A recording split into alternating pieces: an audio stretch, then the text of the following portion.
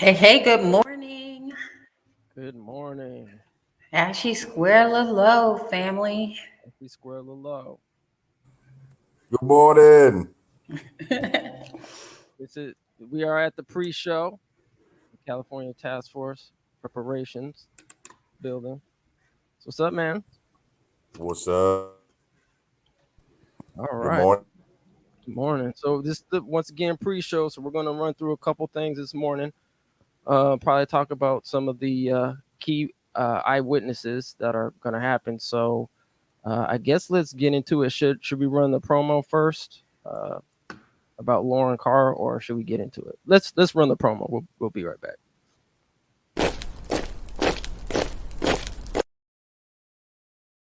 Lauren Carr. I'm from Los Angeles. Okay. Current resident. I've lived in Los Angeles for 64 years. Okay. I've lived in Los Angeles. 21? Vaguely. I've heard it. I don't really know a lot about it. I haven't read the bill, and I wasn't even paying attention to what the bill meant or what it was about. I just heard it, but I couldn't tell you what it was about. I am not, I don't know what the task force, I wasn't aware of the task force or what it's doing or any progress that it's made. I have heard things in the news. I heard maybe a couple of weeks ago in September that a gentleman lost some land in Manhattan Beach, California, and there's a move to restore that land, the ownership back to him. I cannot even argue with that. That's any thought about reparations, as long as it brings about a strengthening of us as a people, of black people. If it makes us stronger, I'm all for it. If it's something that we get distracted and become weak, and people who don't even understand what they got, they just thought it was a payday with no work, or that don't understand the history behind it, I think it could be damaging. It could hurt people. These are times where people feel entitled to stuff, but there's also a time when people don't realize the price that other people have paid.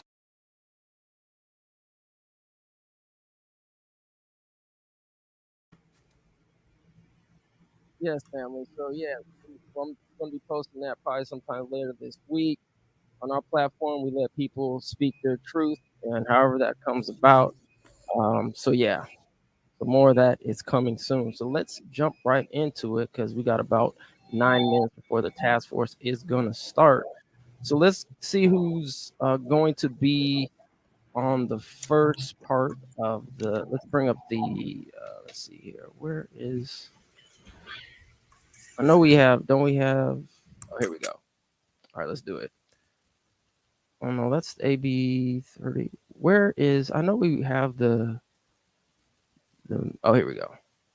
All right, we're gonna get it together, fam. We're gonna get it together. Okay, so here's the meeting agenda for today.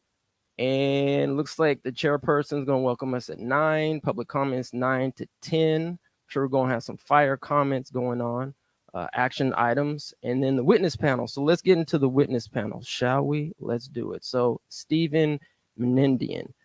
Chris, do you have anything that's, we have his bio up here, but I didn't know if there's anything in particular that you wanted to talk about, Stephen Menendian. No, let's just go through the list, and then when I'll jump right in. Okay. All right. So we have Steve Menendian, and let's see who else is in there. We have the great Bobby Seale. He's going to be in the building. All right. So that's Mr. Bobby Seale. Who else? We have Kavika Smith. Now, I wasn't exactly too sure, honestly. So who this I believe Kavika Smith is a judge. So I also saw when I did my research about an actor. So do you know which one, Chris? I think it's the judge that's supposed to be there, right? Not sure, but we're gonna find out. Right. Well, just for all intents and purposes, hopefully this will be the same gentleman, because there is an actor by the name of Kavika Smith that's supposed to be testifying. So we'll see what that's about. Jacob Jackson. Honestly, I just had no idea who this person was. There's a lot of research. Obviously, it has something to do with the housing and education segregation. Chris or Cam, are you familiar with Jacob Jackson? Not at all. Say one thing too. So this let's just give folks an idea of what this first witness panel is about, though. Right, this first which starts around 10 o'clock or so is going to be about housing and education segregation. Everybody on the list is gonna have something to say about housing and education segregation. So every single one of these people is gonna be speaking about something inside of that. So just to give folks an idea of what's going on, as my dog here starts growling. Morning, King. Good morning, King. So, Chris, do we have any idea who recommended these expert witnesses this time around, or is that also to be revealed?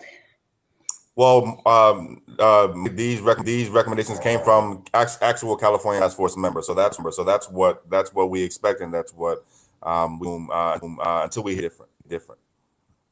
All right, let's go through the list. Hopefully, we won't hear any Kentucky Fried Chicken comments, but you never know. Hello. Right. Okay. So we also have Rucker Johnson. So you guys can see his bio as well, just real quick. And let's see who else is on the list. And then we're going to have a lunch break from 12 to 1. The witness panel is going to be about environmental racism. And looks like the first testimony is going to be from an Anthony Rogers Wright. Right. So here's his bio. Yeah, fam, I know we're going through this really quick, but obviously they're going to be saying probably, hopefully, more information about themselves as the meeting goes on. All right, so another testimony is from a C&E Corbin. All right. Who else do we have on the list? Helen Kang. All right. And also, I guess that's it for the eyewitness testimonies. So we got about 5 minutes left to go before the meeting starts. What else is on the list? Should we talk about 105 real quick? No, no. I would say let's talk a little bit about the so like the witnesses, right? And talk about one the actual subject matter discussed today. So obviously a lot of what's going to be talked about today, as we were just saying, right? Housing, education, segregation, and then also environmental racism. So these are the first, these are the two big topics that's going to discuss today in day one of the 2 day hearings. And as you know, these are 2 day hearings. So tomorrow is part two, day two. So make sure you tune back in here to ETM. So that way you could get the second day's live stream. I believe tomorrow is going to be a lot of discussion around the wealth gap and maybe some other stuff too. So this is day one's specific topics. And yeah, definitely expect to hear more of the bios of each of the people that was discussed just now. But I mean, housing segregation, right? Education segregation, but just segregation, like as a thing that we're dealing now here in 2021, which you know it's really sad, right? That 50, 60, 70, maybe almost 80 the start of the movement still dealing with education segregation and housing segregation and segregation in general. And then obviously to talk a lot about also the environmental racism, which is what we expect to hear a lot about today. Something that I don't know if we talk a lot or it may be enough about, but definitely something that I think we want to have more in our language, in our conversations, because it's definitely an area where there's a lot going on and a lot of harm done to black people over the years.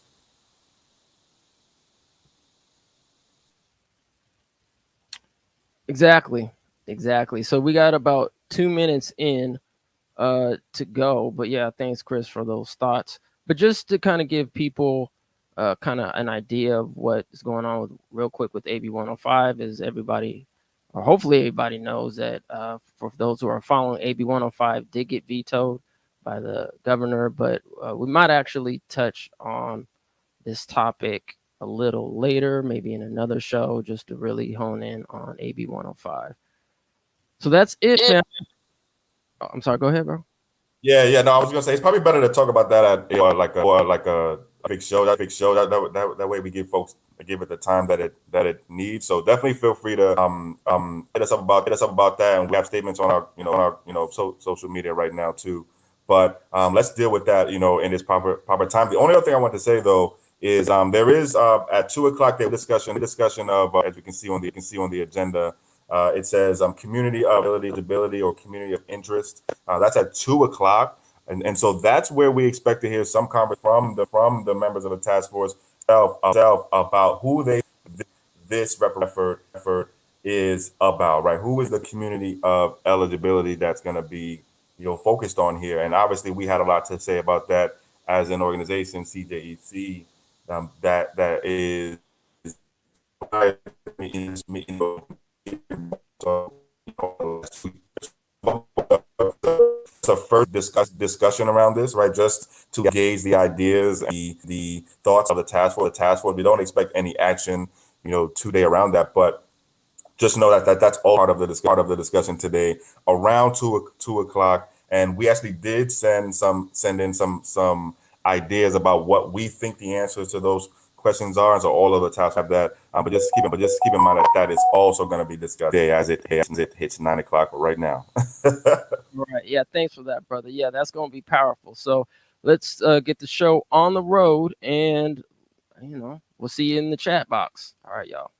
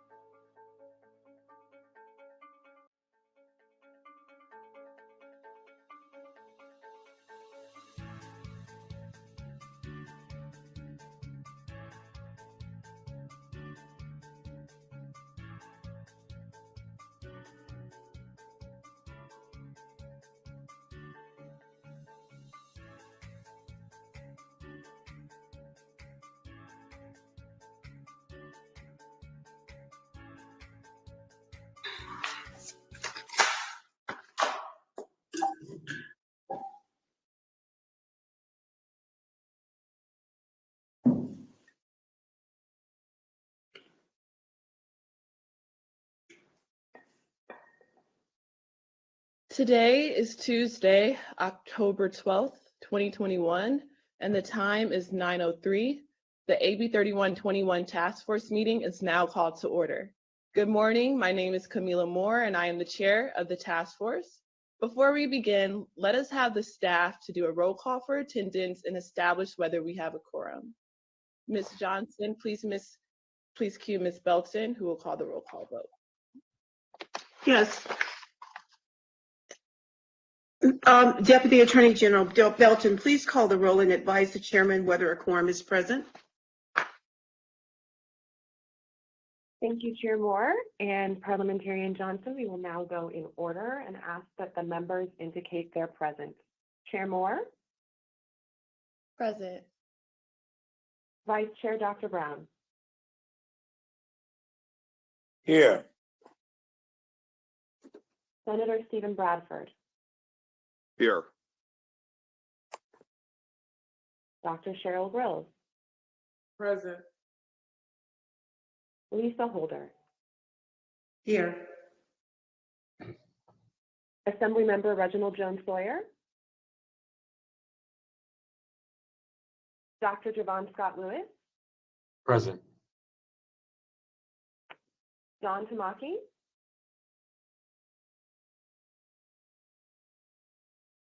Councilmember Monica Montgomery Stepp?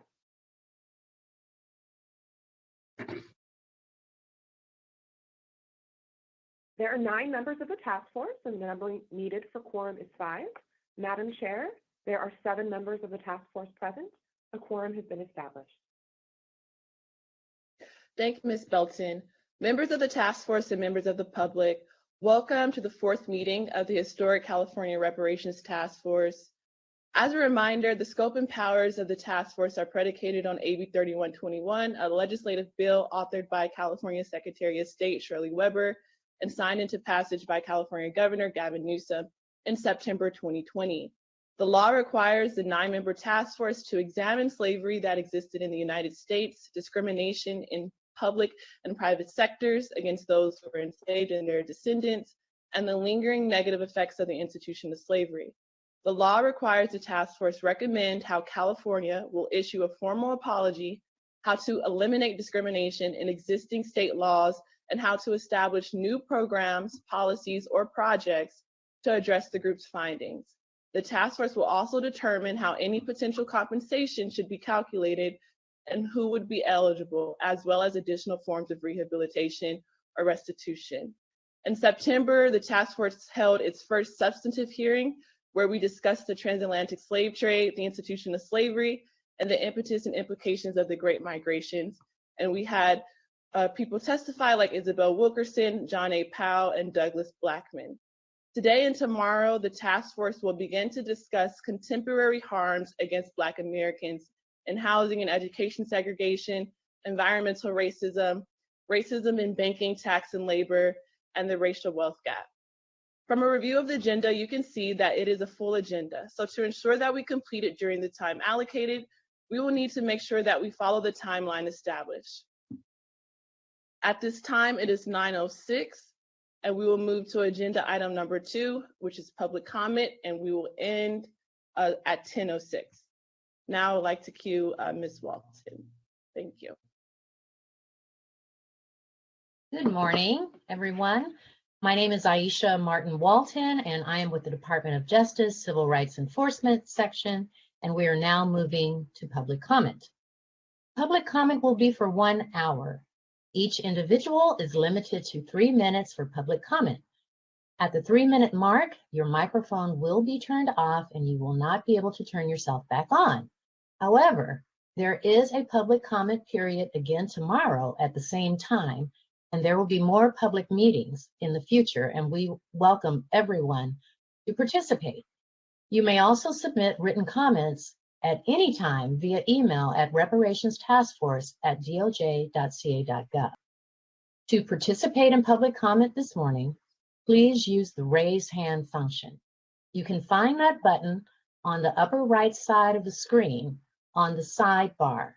That is the shape of a hand. Once you click on that, it will prompt a raise hand feature. On our end, we will accept your raised hand. Then you will get a notification at the top center of your screen to continue. You will have to click the continue button. Once you are accepted and brought into the meeting as a presenter, you will be automatically muted. Once it is your turn to comment, you will be unmuted and you will begin your 3-minute presentation. At the end of your comment period or the 3-minute mark, you will be muted and dropped back down to attendee. We will accept the raise hand functions as they come in. Once a person is in front of you is done speaking, we will say your name to prompt you and you will begin speaking. That's the next person. Please note that there's a 20-second delay between the attendee and presenter mode. So please keep in mind as you are being prompted to presenter mode to provide public comment. So with that, Tunji, do we have a speaker in the queue? We'll hear from our first presentation.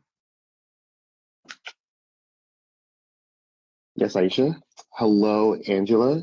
You have been unmuted and now you may now speak. You have 3 minutes.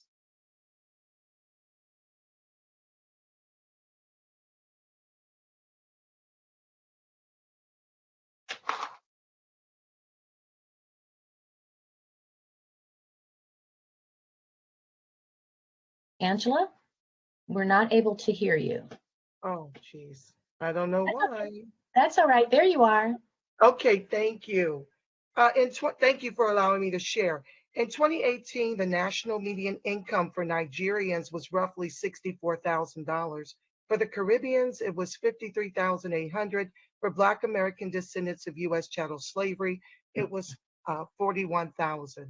Of the 3 trillion household dollars shared by the entire Black population, 2.3 trillion is shared by 10%. Less than 700 billion since COVID is shared by 90%. Black immigrants make up roughly 10% of our Black population. 90% of us descend from U.S. chattel slavery. A 2014 Color of Wealth LA report showed American descendants of U.S. chattel slavery were $200 liquid as compared to Nigerians $60,000 liquid. And although we were 44% degreed as compared to Hispanics 17%, our median income was $53,500, Hispanics $50,000, Asian Americans $450,000. Today, ADOC's national median income is $30,000 with a median home price here in Southern California of $800,000. This is how our numbers in population have shrank to less than 5%.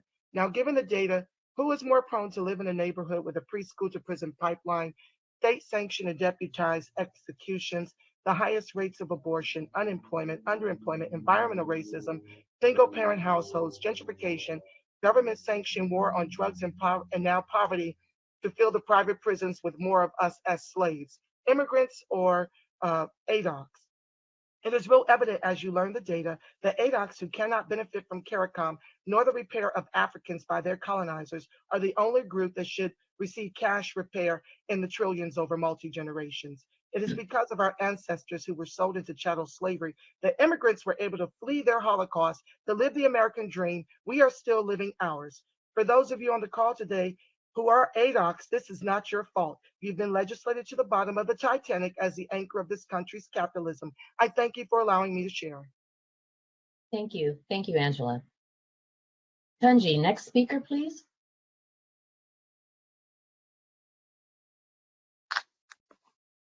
Hello, Chris. You have been unmuted and may now speak. You have 3 minutes. Thank you. Good morning. I put my jacket on for this. Thank you. Thank you, everyone, for obviously your service, and that goes for the task force members and the staff and the parliamentarian and everyone who's making this happen, and you too, Aisha. Appreciate you as well. So I did want to thank Dr. Javon Scott Lewis for joining our community meeting / town hall / listening session in Oakland on, I believe it was late last month, and we had a great conversation. So I did want to thank Dr. Lewis for joining us virtually. Really appreciated his time. And I also want to extend an invitation to Dr. Lewis, and presumably also Mr. Don Tamaki to attend our next California Reparations Community Meeting hosted by CJEC, Coalition for Just and Equitable California, and ARCC, American Redress Coalition of California.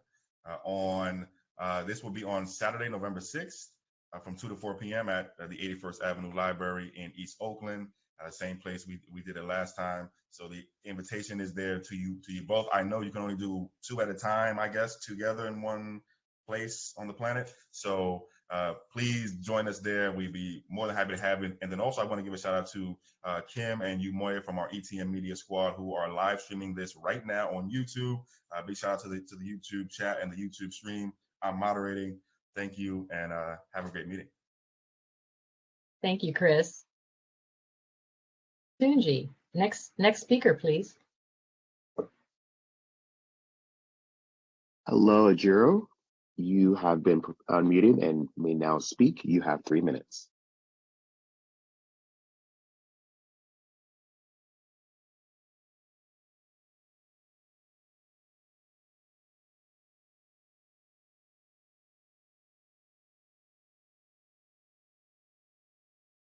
Hello? Hello, now we can hear you. There you go. Okay, wonderful. My name is Adriel Okoro. I am the Policy Director for the Sacramento Housing Alliance, and we advocate for safe, affordable housing throughout the Sacramento region and throughout the state. Today, I would like to share the following recommendations. The following land access to safe and healthy communities and generational injustices require specific remedial measures. This task force is charged with analyzing the federal and state laws that discriminated against formerly enslaved Africans and their descendants, including redlining and predatory financial practices. There is a need to not only analyze and discuss specific strategies tied to the loss of individual and generational wealth in the form of land and housing, but a need to propose specific policy recommendations that will begin to provide a remedy to address systemic injustice evidence in the disparities we see in access to safe, affordable housing, homeownership, and generational wealth. Some of these specific injustices include segregation in housing due to exclusionary housing practice, including government-sanctioned prohibition in government programs to provide funds to acquire land and home ownership opportunities, redlining and restrictive covenants, conditions and restrictions preventing passing of land title to people of African descent, just compensation or return of land wrongfully taken by eminent domain without just compensation. The following are proposed measures to address access to homeownership, safe and healthy affordable housing in communities. First, with homeownership, there should be coordination with state programs such as Cal HFA and Cal Home to help provide first-time homebuyer assistance to descendants of enslaved Africans. This will include 0% interest loans, down payment assistance, credit counseling and financial literacy, and home preservation resources and financial support. We in turn also need to expand resources to community-based organizations that support homeownership opportunities, including Habitat for Humanity and NeighborWorks. In addition, we need to make sure there's increased affordable housing opportunities, increased investment in local projects to improve and increase access to deed-restricted affordable housing in areas of opportunity, and transforming areas of high segregation and poverty into areas of opportunity in alignment with state and federal law to affirmatively further fair housing. There also needs to be increased investment in pipeline programs to provide residents in public housing or Section 8 with affordable housing and home ownership opportunities, including pipeline programs. We also need to have housing and justice reconciliation, research and compiling names and descendants of Black families whose land were taken by eminent domain for less than fair market value, and returning the land for fair market value plus costs, including the cost of inflation and relocation. In addition, there needs to be evaluation metrics and advertising to make sure that we reach all those. Ms. Okoro, Ms. Okoro, I am so sorry to have to cut you off in the middle of your sentence, but your 3 minutes have expired. And again, we invite you to provide comments to the email address at reparationstaskforce@doj.ca.gov, or come back tomorrow. Thank you. All right, Tunji, our next speaker, please.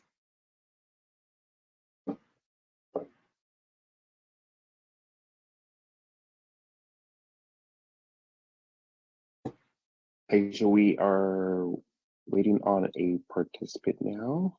Okay. So hello, Danielle. You have been unmuted and may now speak. You have 3 minutes. Good morning. My name is Danielle E. Churcher.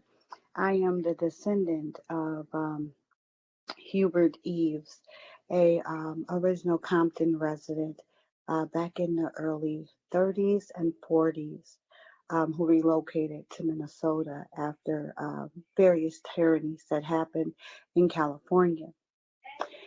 I am only petitioning for one specific thing, that any redress injustices go specifically and solely to the American descendants of slavery. After 200 years, a civil war, and multiple bloodshed on this land, I believe that even if and with all melanated people, whether from Africa, Europe, Caribbean, South America, or even right here in the Americas, 250 years, slavery and a civil war would make us American. And the only tie that we have to any redress or justice would be the slavery that built America, as well as the broken promises of Special Field Order 15 that were solely and specifically to those Americans who were enslaved, solely and specifically for the redress of redlining, Jim Crow, and all the things that happened specifically to enslaved American descendants. Africans were all over the world, and African Americans exist even now today because they can come from Africa and be an African American today. But what no one can be is an American descendant of chattel slavery, ADOS, unless you've had ties directly to slavery. Thank you. Thank you, Danielle. Tanji, next speaker. We currently have no speakers in the queue.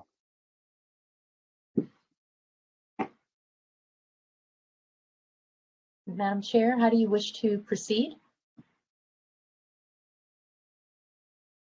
We can continue with the agenda, which is the approval of the minutes, and return to public comment in the event that there is additional public comment.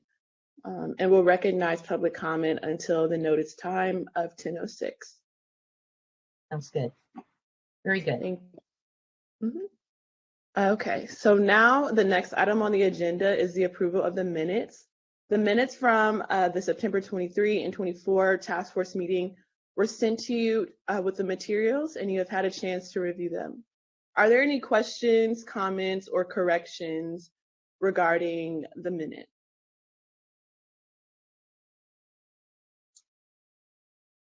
Hearing that there are no questions, comments, or corrections regarding the minutes, is there a motion to accept the minutes as presented? Madam Chair, Vice Chair Brown, you're recognized. I move that we accept the minutes as presented. Thank you, Vice Chair Brown. Is there a second to the motion? Second. It has been properly moved and seconded to adopt the minutes as presented. Is there any discussion? Hearing no discussion, we will vote. The vote will be by roll call, and when Ms. Belton calls the roll, task force members will answer stating either yay or yes if you are in favor of the motion, nay or no if you are opposed to the motion or against the motion, or I abstain if you do not wish to vote on the motion. Ms. Johnson, will you please cue Ms. Belton so that a roll call vote may be established? Thank you. Yes. Ms. Belton, would you please call the roll and ask for the vote? Thank you, Chair Moore and Parliamentarian Johnson. We will now go in order. Chair Moore, your vote, please. Yay. Chair Moore votes yay. Vice Chair Dr. Brown. Aye. Vice Chair Dr. Brown votes aye. Senator Stephen Bradford. I'm abstaining because I have yet to see minutes. Senator Stephen Bradford abstains. Dr. Cheryl Groves. Aye. Dr. Cheryl Groves votes aye. Lisa Holder. Aye. Lisa Holder votes aye. Assemblymember Reginald Jones Sawyer.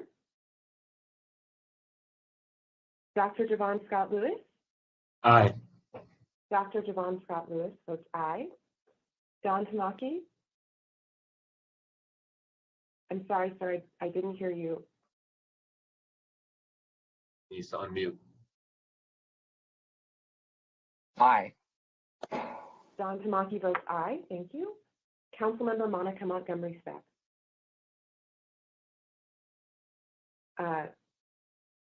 Chair Moore, there are 7 members present and 6 members voting aye and 1 member abstaining on this motion. Thank you, Ms. Belton. The vote was 6 ayes and 0 nays and 1 abstention. The ayes have it and the motion carries. The minutes are approved as presented. At this moment, we will return to public comment in the event that there are members of the public in the queue. Are there any members of the public in the queue at this time? Oh, no one in the queue right now. Okay. Well, members of the public, this is a reminder that the notice public comment period lasts between 9:06 and 10:06 a.m. Excuse me, Chair Moore, we now have 2 people. Okay, great. Thank you. We will return to public comment. Tunji, can you bring the next speaker forward?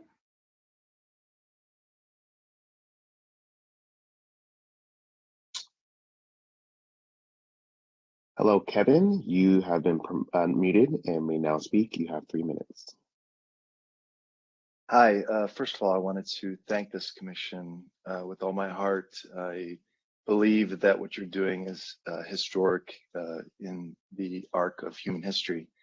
I have spoken with William Sandy Darity and with Kirsten Mullen. I believe they presented to this commission in some capacity in the past. I just wanted to amplify and weigh in that certainly when William and Kirsten has, when they've done 10 years of research about systemic racism and with their conclusions on the focus on reparations, I just want to provide my support for the idea of reparations, and I've certainly been pleased to see individual cities already taking some actions. And of course, I would have liked to have seen something done at the federal level, but I'm really just saying that if the panel hasn't read From Here to Equality, Reparations for Black Americans in the 21st Century, I'm simply recommending that some or all consider. I'm sure you have too many things to do already, but I wanted to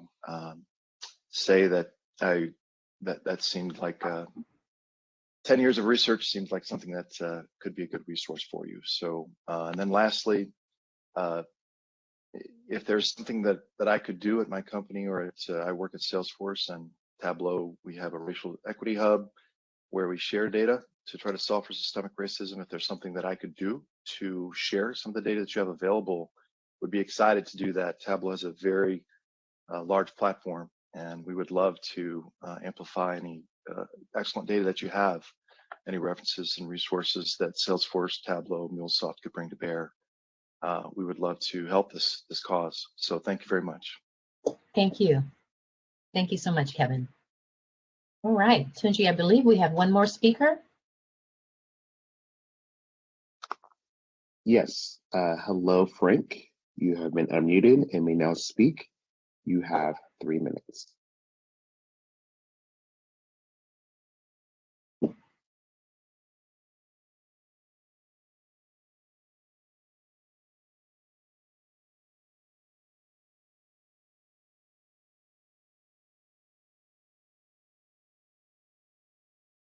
Frank, are you there?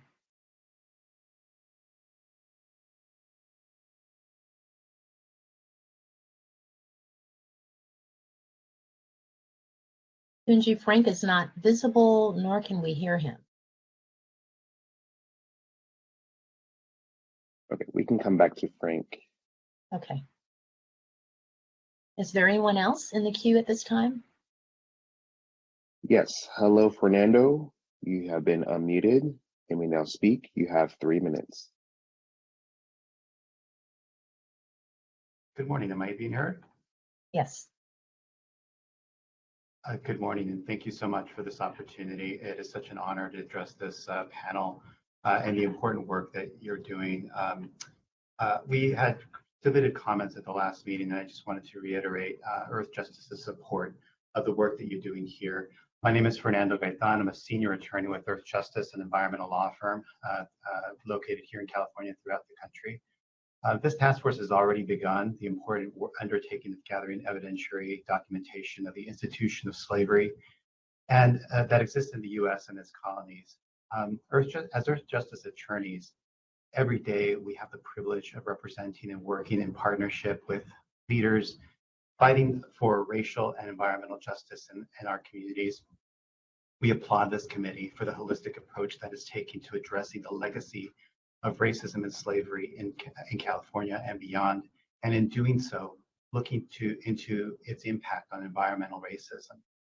Environmental racism is one feature of the systemic racism that drives shockingly disparate rates of death and disease for Black people, and relegates communities to highly polluted, environmentally degraded areas of our state. And it is not by accident that these same areas are now at the crosshairs of environmental degradation caused by rampant pollution, caused by extractive and exploitative economy that puts profit over people.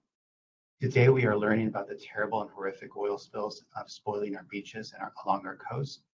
But this is just one symptom of a long legacy of pollution. With the growing number of ships waiting in the ports, for example, to deliver goods, powered by that same crude that is now washing up on our beaches, they continue to pollute the air of port-adjacent communities in Long Beach and elsewhere, often clouding the air in Black neighborhoods.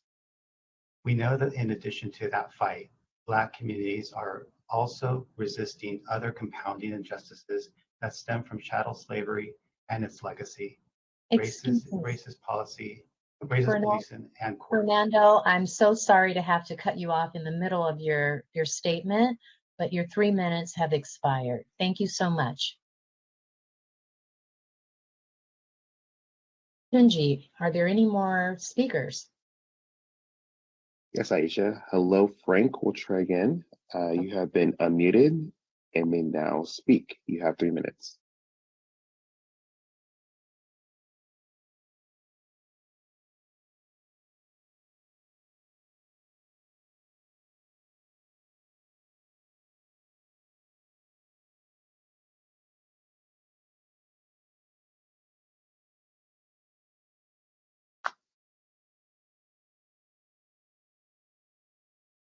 Frank?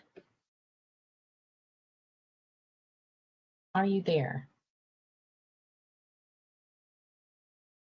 We have 30 more minutes for public comment. Perhaps Frank can stay on and we can try again, Tunji. Okay. Is there anyone else? Yes. Hello, Julia. You have been unmuted and may now speak. You have 3 minutes.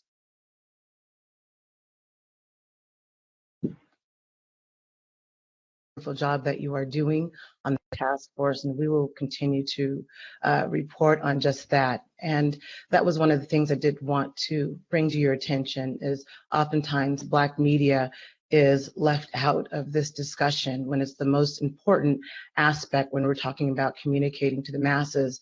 And the reason we dwindle down is just because of the acts of racism, discrimination that we deal with day in and day out. All of our publications, offline and offline, referring to digital, of such unreasonable expectations compared to the mainstream media that it blocks us out. And most of us are always operating on a shoestring budget, or often they override us by going to non-Black but Black targeted audience, but not necessarily Black owned. And yet we have been the voice for over a couple of centuries if we were to look at some of our Black newspapers who are struggling today.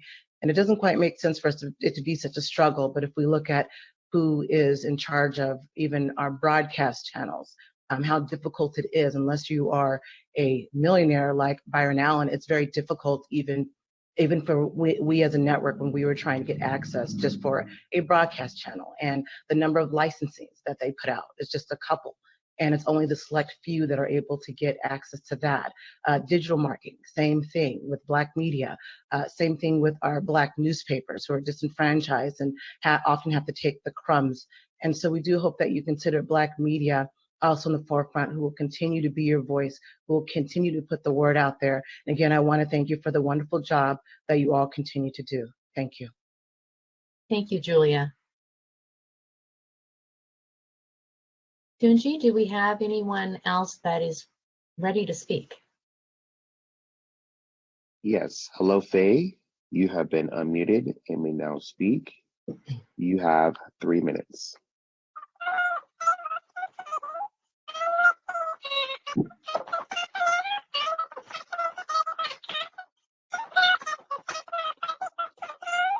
Excuse me, Faye, we're having trouble hearing you. We're having trouble hearing your audio. Yeah, I'm sorry, we can't discern what you were saying. Perhaps you can check your tech and come back. We do have about 25 more minutes. Thank you, Faye.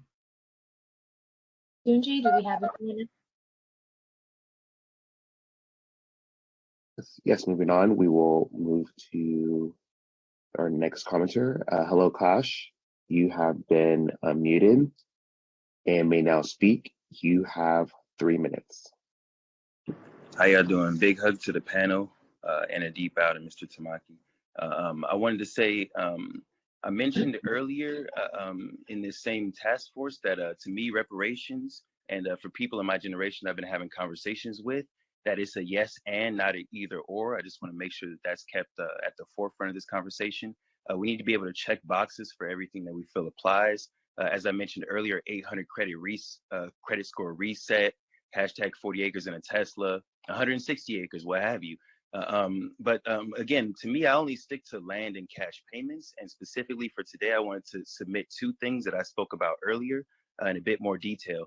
First, with cash payments, I want to be very clear that from my understanding, American descendants of slavery, those who were not paid for the work done, are those who are specifically owed these cash payments.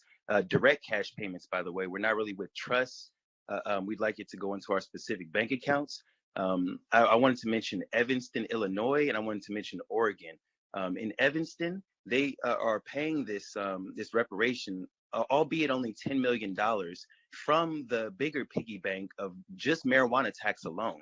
And that's $582 million in the year 2020 that they generated, and it's projected to increase, by the way. I'm saying that we need to have a similar model for California at the very least, to save us time and excuses. Oregon set up lifetime payments, as I mentioned earlier, with Senate Bill 619, and tax exemption for these payments as well. As it's quoted here in Section 4 of Senate Bill 619, reparations paid under this section to this annuity are exempt from garnishment of all state, county, and municipal taxation, so on and so forth, not subject to bankruptcy or insolvency law. We need to have that same wording for California, and maybe even tweak it in case we need to correct it. I want to mention that if Oregon is able to generate $133 million in marijuana sales, and they're able to offer $123,000 a year for life, quick math for me in California with the $817 million that they generated in 2020 would say that they need to at least offer lifetime payments to every Californian of at least $100,000 a year for life. Let's make that a cool million, seeing as how pain and suffering. And again, I've heard from Dr. William Darity himself, Jr. himself, that states can afford to close the racial wealth gap in some of their respective cities, but it's not truly reparations or reparative justice for us until we're all free. So still support federal reparations. Thank you guys for the space and time. Thank you, Cash. Tunji, do we have anyone else? Yes. Hello, Jonathan. You have been unmuted and may now speak. You have 3 minutes. Want to hear me? Yes, yes, we can hear you. I was trying to take my camera off, but I guess it's not connected, but yeah, I can't get my camera unconnected because I like to get eye contact, but that's okay. Oh. Anyways, so Jonathan Burgess, for those of you guys that remember me, I am the great grandson of Rufus Burgess, who came here as a American slave. So I consider myself a descendant of American slavery. And my great-great-grandfather was brought here in 1849, only to be sold after he was here in California. When the evidence presents itself of our land to be returned, just like the Bruce Beach family, and I'm talking about the majority of a park that was taken by eminent domain. It was taken by condemning the land. I don't know any family that has deeds and documents like my family has, and the atrocity and the trauma that we've been placed through from the state of California doing nothing is traumatizing. What I want to say to this task force is I would ask you to move the senators, I would ask you to move the governor to do the right thing. In my family's case, but in all the families that were up there once occupying those hills. And Dr. Javon Scott Lewis, Marilyn Demas did work, and there's research already sitting at Berkeley about the colored church that sat there in Coloma. And the fact that we're being silent about it bothers me tremendously. I'd ask this last thing. Once the land is returned to my family, it's important that every child knows the importance of what African Americans, descendants of chattel slavery, did in the United States of America, but specifically California. My family was part of the forming of this California, from agriculture to manufacturing, the things that the colored citizens talk about we should be doing.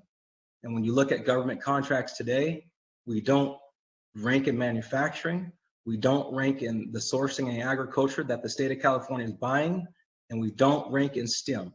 Those are three things. And when I say STEM, I'll say this.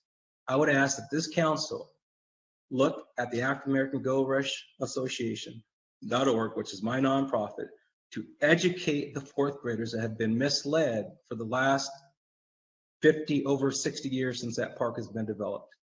There's been a misnomer about the contributions of the African Americans that were up in those hills, and there were thousands of them if you read the Colored Citizens Convention minutes. And it was actually, there's still a church up there, and we own that church today. My name's Jonathan Burgess. I am an American descendant of chattel slavery, and I yield the mic. Thank you. Thank you so much, Mr. Burgess.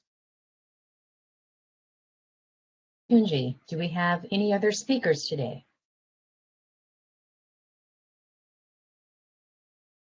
Hello, Robert. You have been unmuted and may now speak.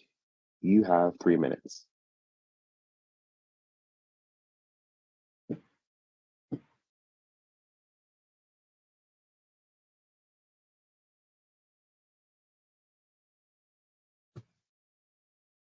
Hello, can everyone hear me? Yes. All right, I would just like to start by saying good morning to the commission. I hope all is well. And I'm going to start with, I would really hope that Attorney Antonio Moore, lawyer out of LA and UCLA alumni, will be able to give a presentation as an expert. I think he's done a good job at aggregating the data to tell the narrative of contemporary ADOS people. I would also like to ask the commission to consider giving Dr. Joseph Von Scott Lewis a chance to present. After learning about his qualifications at last month's CJEC meeting, and to the point of one of the previous callers' point about environmental justice, I think Dr. Scott has a lot of relevant information to share. Lastly, I would like to ask the commission to take greater care in selecting its witnesses. At last month's meeting, there were some comments made that were troublesome, to say the least. A joke made about chicken, and talk about the Evanston reparations bill, which even Evanston citizens, they weren't really happy with it. And so I just hope that as we continue on and as we start making proposals, that we take care I guess, and that I'll leave it at that. And then also, I hope that people have reconsidered reinstating the live chat. I think that as we move through the meeting, there are a lot of good ideas that are had, but they're had on the YouTube chat. And so if the members of the commission can see what people are saying, maybe they could jot down a few notes or take into consideration some of the statements, and that could be some ideas used either as we go forward with the commission, or maybe at a future meeting. Just if you see a statement in the chat that's very interesting and touches up on a point that you maybe have already considered or you weren't considering. And that's what I'll end my my discussion. Thank you. Thank you, Robert. Tunji, do we have anyone else? Hello, Michelle. You have been unmuted and may now speak. You have 3 minutes.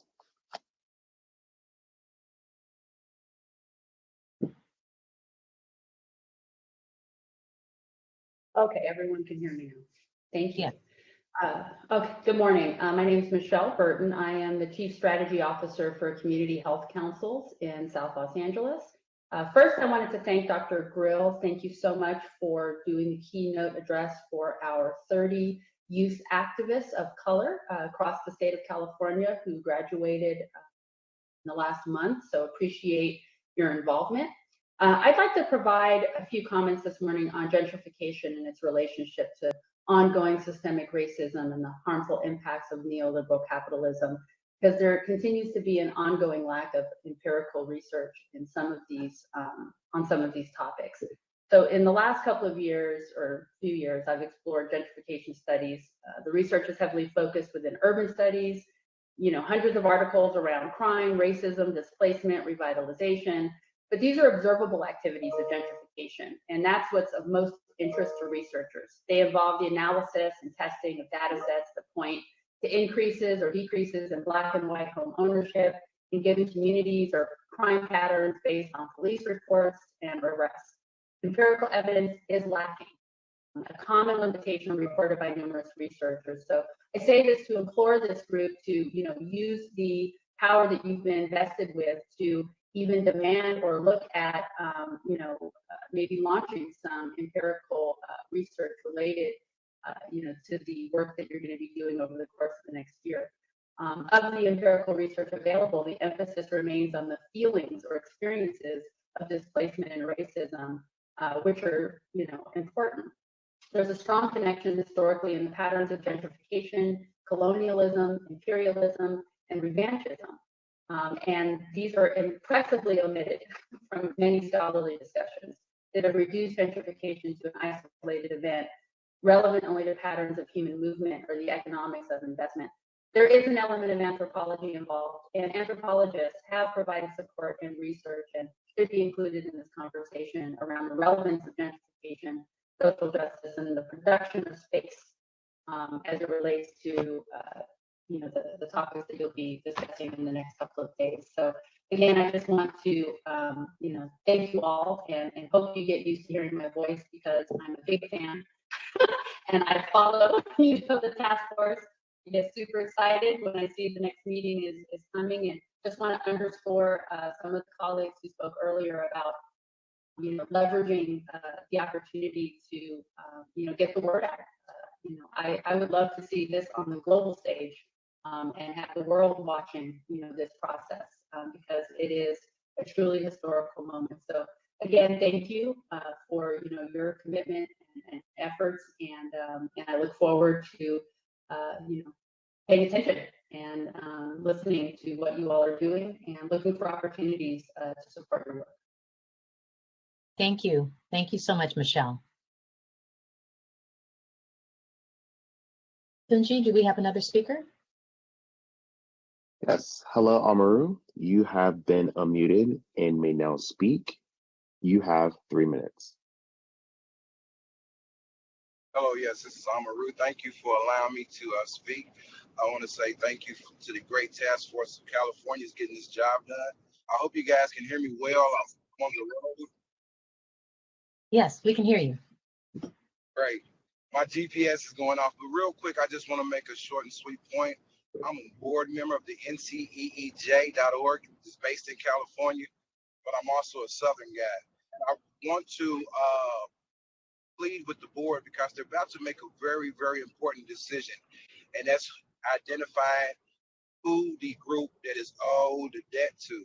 And I want to say to the board that it's very important for you to do so. As we look in these modern day times of political correctness, we as American descendants of slavery are being shut out. We're being locked and things like that. That's why your decision will be so important. And as a Southern boy, it'll be so important because we have to understand that the harm and the damage that was done simply to the American descendant of slavery. I know people like to use enslaved people of African descent, but please understand that my grandfathers fought in every war that this country has ever had. We are Americans, and we wear our Americans with pride, not with shame, because we have made this country what it is, and that's a true, well, almost a true democracy. Once the debt is paid, then it can't be the democracy that it strives to be. So I plead with the board upon deciding what the identifier or what you guys are going to call the identifying group that the harm was done to, please use the American descendant of slavery or slaves, because that is truly who it happens to. It didn't happen to people of color. It wasn't a black and brown issue, and it wasn't a BIPOC issue. So again, like I said, I'm going to keep it short and sweet. Understand this: when you're speaking about us, we are the true Americans. Thank you. Thank you, Amaru. Tunji, do we have any other speakers? Yes, hello, Davenport Lobby. You have been unmuted and may now speak. You have 3 minutes.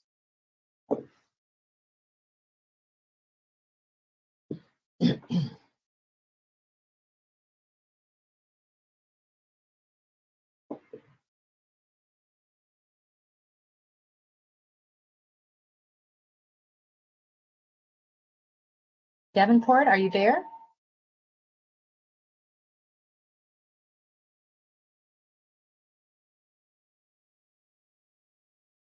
Tunji, we cannot hear Davenport or see Davenport. I believe they left, so we will move to the next speaker or commentator.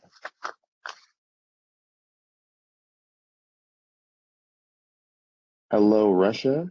You have been unmuted and may now speak. You have 3 minutes. Hello, I'm Russia Chavez, the Vice President of Policy and Government Affairs with Community Health Councils. I work along with Dr. Burton, who just spoke a couple of testimonies ago. Community Health Councils is a nonprofit community-based research, policy, and capacity building organization located in South Los Angeles.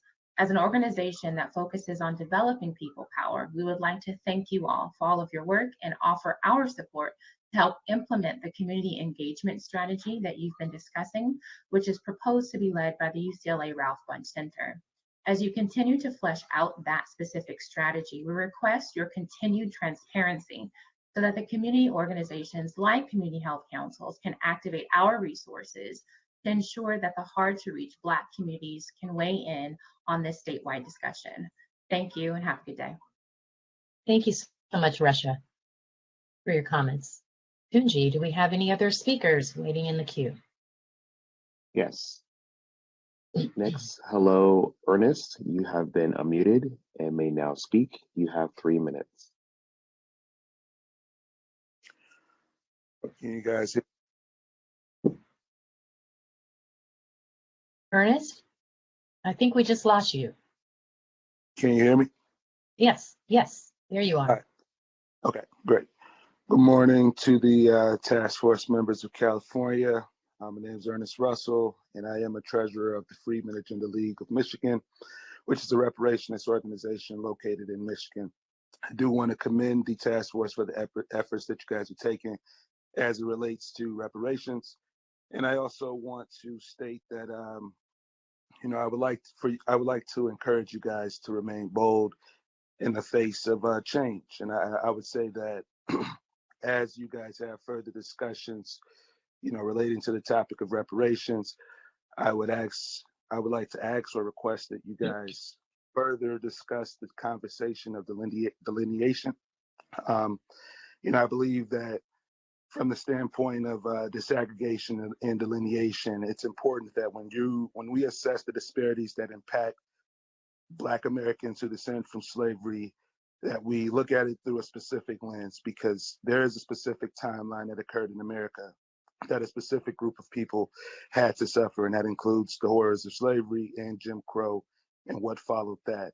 And so as reparations is being discussed and formulated, it must be stated that delineation is key, and that suggesting specific solutions to specific problems is almost what's most important when it comes to any type of reparations program. It has to be specific to the harms, and it has to satisfy the needs of the people who were harmed. And so with that being said, I just would like to also state that in California right now, Black Americans have a population of about 7%. Despite this 7%, this Black population makes up 27% of the Black prisoner population, according to 2010 data from prisonpolicy.org. Not only that, that 7% also makes up 31% of California's Black homeless population, according to recent articles that were published by, actually not even an article, one article was published by the LA Times, and then the other one was published by, I'm sorry, I have my sources mixed up, Los Angeles Almanac, and then the other was HUD exchange data. And then outside of that, it also stated that Black Americans had a poverty rate of about 19% in your state, while white Americans had a poverty rate of about 8.3%. I believe there's a direct correlation to slavery. I believe that all of the things you guys have been discussing has been pertinent to pertinent to reparations. I just also believe that we have to look at this situation and look at this moment in history through an honest lens, and try to be as brave as we can when it comes to delivering the justice that is owed to the specific ethnic group. And with that, I hate to. Oh, it sounds like you were wrapping up. Yep, I conclude. Thank you so much. Thanks so much for your comments today. Tunji, do we have any other speakers in the queue? Yes. Hello, Davenport Law Lobbying. You have been unmuted and may now speak. You have 3 minutes. Hello, everybody. How are y'all doing? Mr. Davenport here. Hello. Good. Y'all nod your head. Make sure I can see y'all. Or somebody thumb me up. Yeah. Yes. Wow. Okay. All right. Oh, y'all here. So, American descendants of slavery. Let's get that on the record, right? American descendants of slavery. Now let's just kind of relax so I could talk and get this out. So, Grandma Nancy, I find out, is registered as a freeman. So I'm a freeman, right? So for a lot of you all, y'all trying freeman, African descent, American descendants of slavery. This is how it goes. Although I'm a freeman, right? I'm American descendants of slavery, right? So again, get that on record, American descendants of slavery. Second point, African American, what's going on here? Well, when you do that US Census block, you could be born in Africa and you come here and you can check Black. You could be born in Africa, come here and check African American, right? So there's a real social concern about people who are born in Africa, they come here, and then when these sort of restitutions, victims compensation / reparations programs come into be, they benefit because that wealth gap, right? We love Dr. Sandy Derry's numbers. We love the numbers with stratification economics, but I'm working with these. I made requests for them to get them narrow. We need separate numbers for ADOS. Don't let me lose you because I'm going fast. Long story short, you'll pull up a 2015 Nielsen survey, 2015, and you're going to figure out people like me, ADOS, our medium household wealth is on average 30% less than first year African born people who come over. You get what I'm saying? So all we're doing now is we got the best minds that's going to make the categories right, because we're not with the human trafficking and discrimination. We got some honest people. Think fair. Let's get this done. In closing, ADOS, y'all already know ADOS leads the way. I love y'all. Hope y'all have fun. Thank you, Davenport. because I did. Peace. Peace is profitable. Thank you. Chair Moore, just to check in, it's 9:57 and we have about, 6, 7 more minutes. So let's see who else is in the queue for you. Tunji, how many people do we have? Aisha, we currently have 2 in the queue. Okay, we have time. Next speaker, please.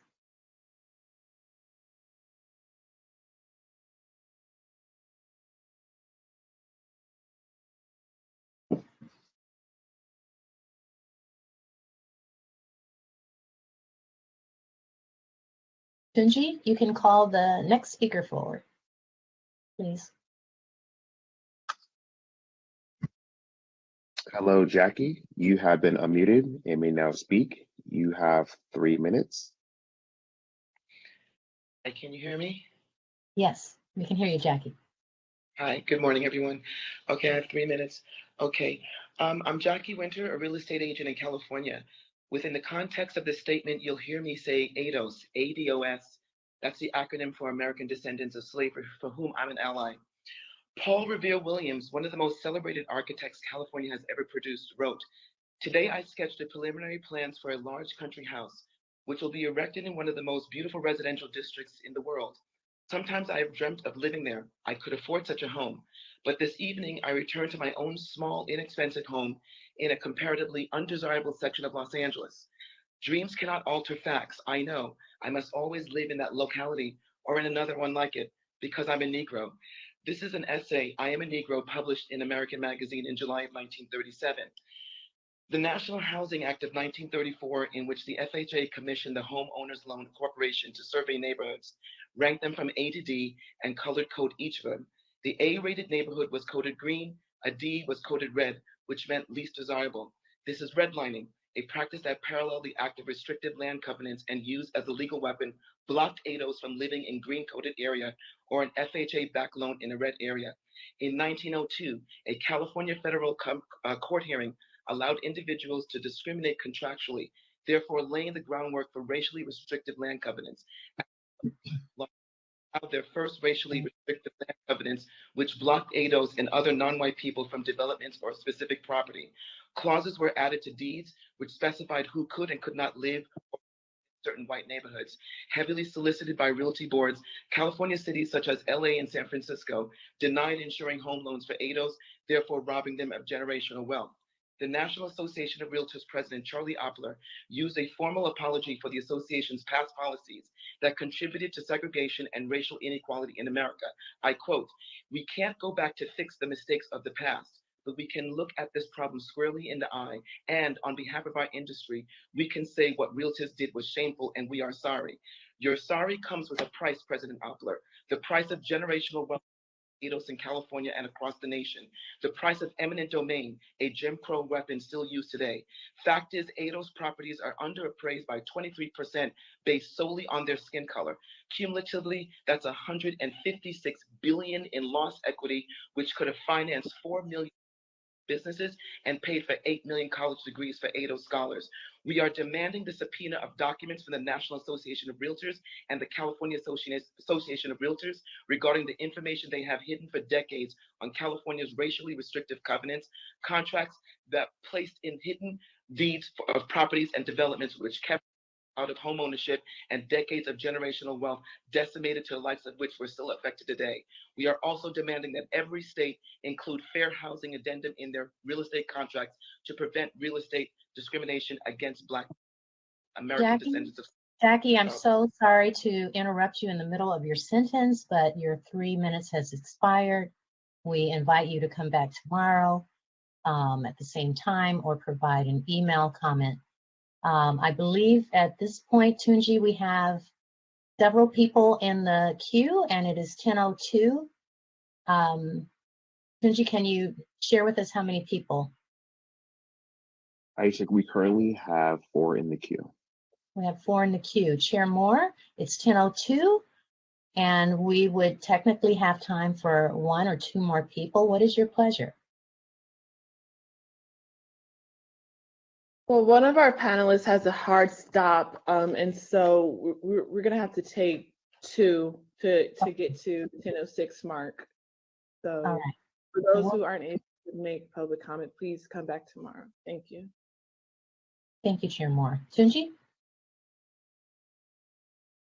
Hello, Dawn. You have been unmuted and may now speak. You have 3 minutes. Hello, and thank you for allowing me to speak. Thank you to the task force and Chairman Moore.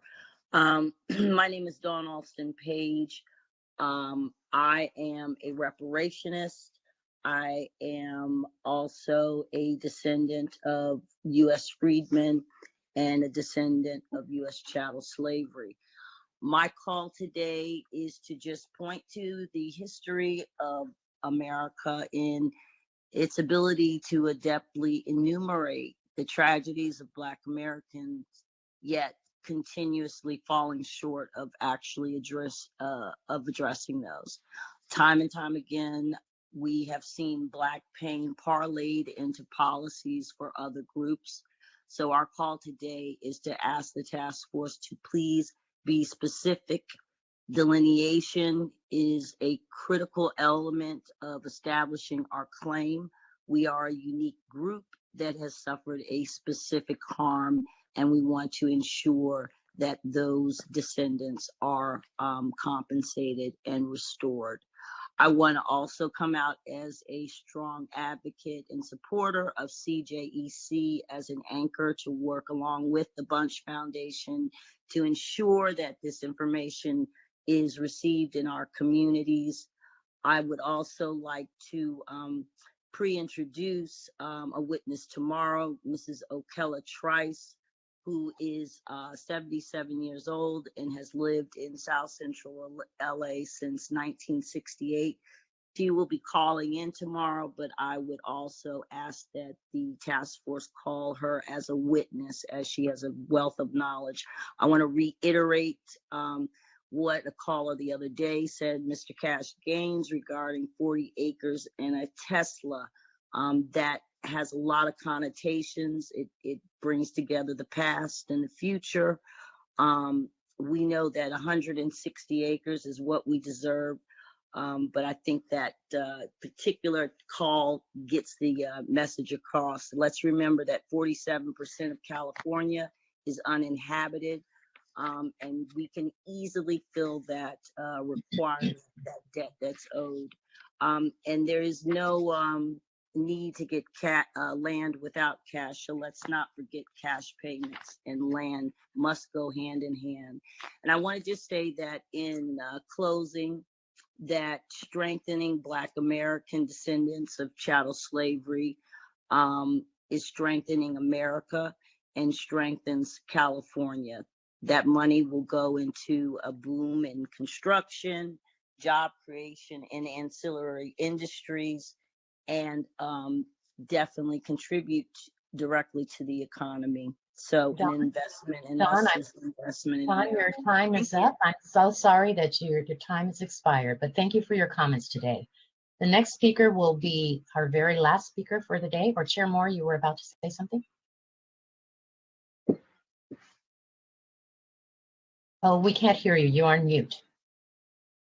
One of our panelists for our first hearing won't be able to make it today, and I'll make a fuller announcement once we get to that portion. But that panelist would have had 20 minutes to speak. And so if there, if we can take the last 3-4 people and that'll be it, and then we'll go straight to the panel. Oh, okay, so instead of taking one more person, you would like to take 3 or 4. Yeah, no more than 5, right? The last 2-3 people. Okay. Tunji, the next speaker, please. Hello, Elizabeth. You have been unmuted and may now speak. You have 3 minutes.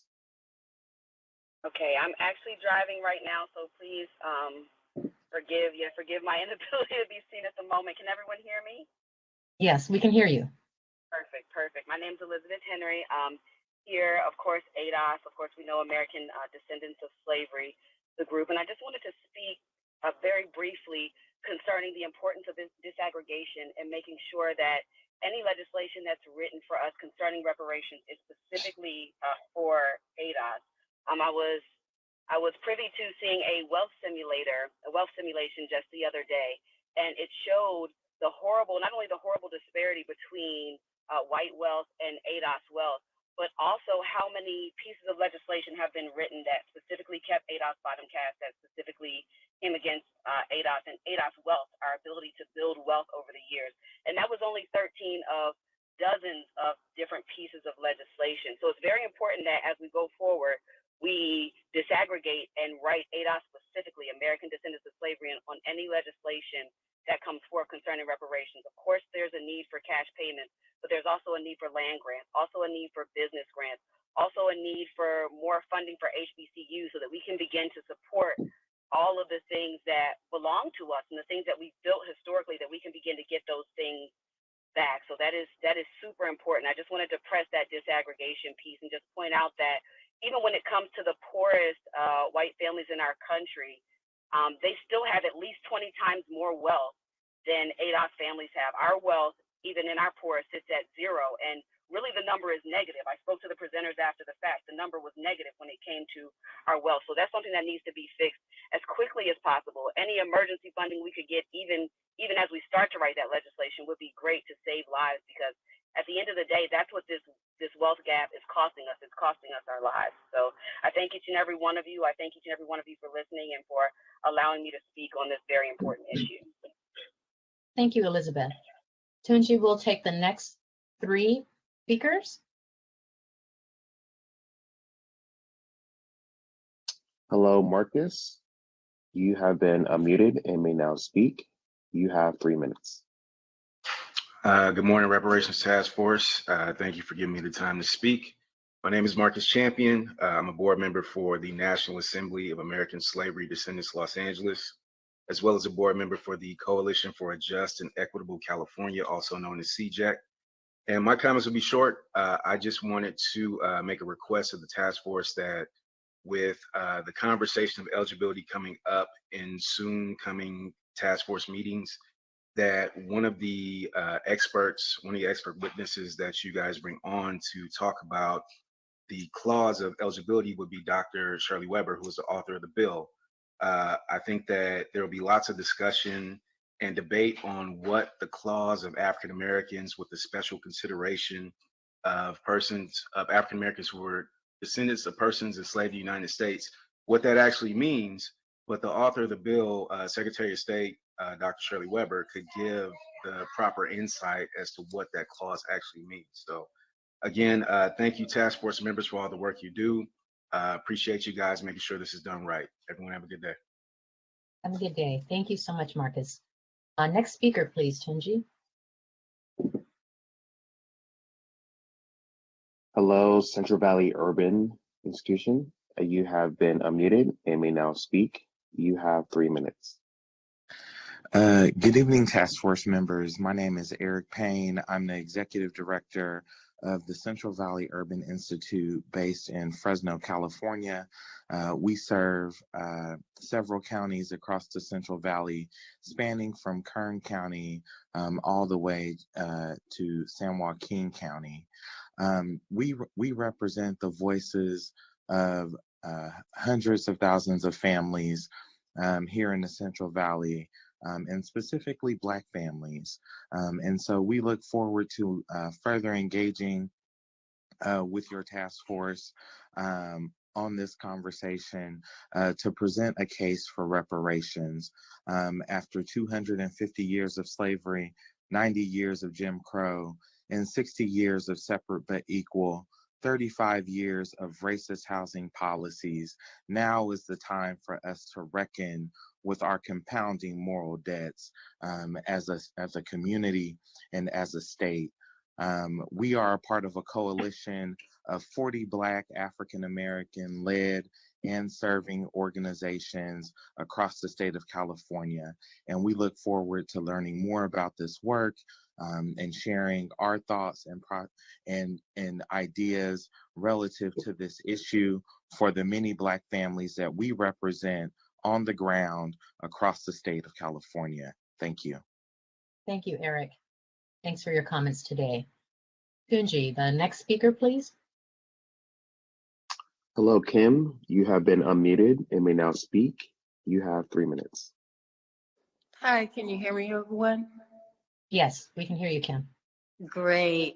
I want to thank the task force for this important work that you're doing. My name is Kim Mims. I'm also with Coalition for Just and Equitable California, as well as Amend the Mass Media, ETM Media, and we are streaming these task force meetings as a public service, just so we can get this information out to as many people as possible. I'll make this brief. Like my partner, teammate, Chris Lodgton likes to say, we are just regular people. And my grievance is with the housing crisis of 2008. I haven't heard one person talk about the federally funded modification program and how many Black homeowners were locked out of that program. I've actually been in communications with Chase Bank to this very day about their breach of contract on my 2011 trial modification that has, left me in hardship for the last 11 years.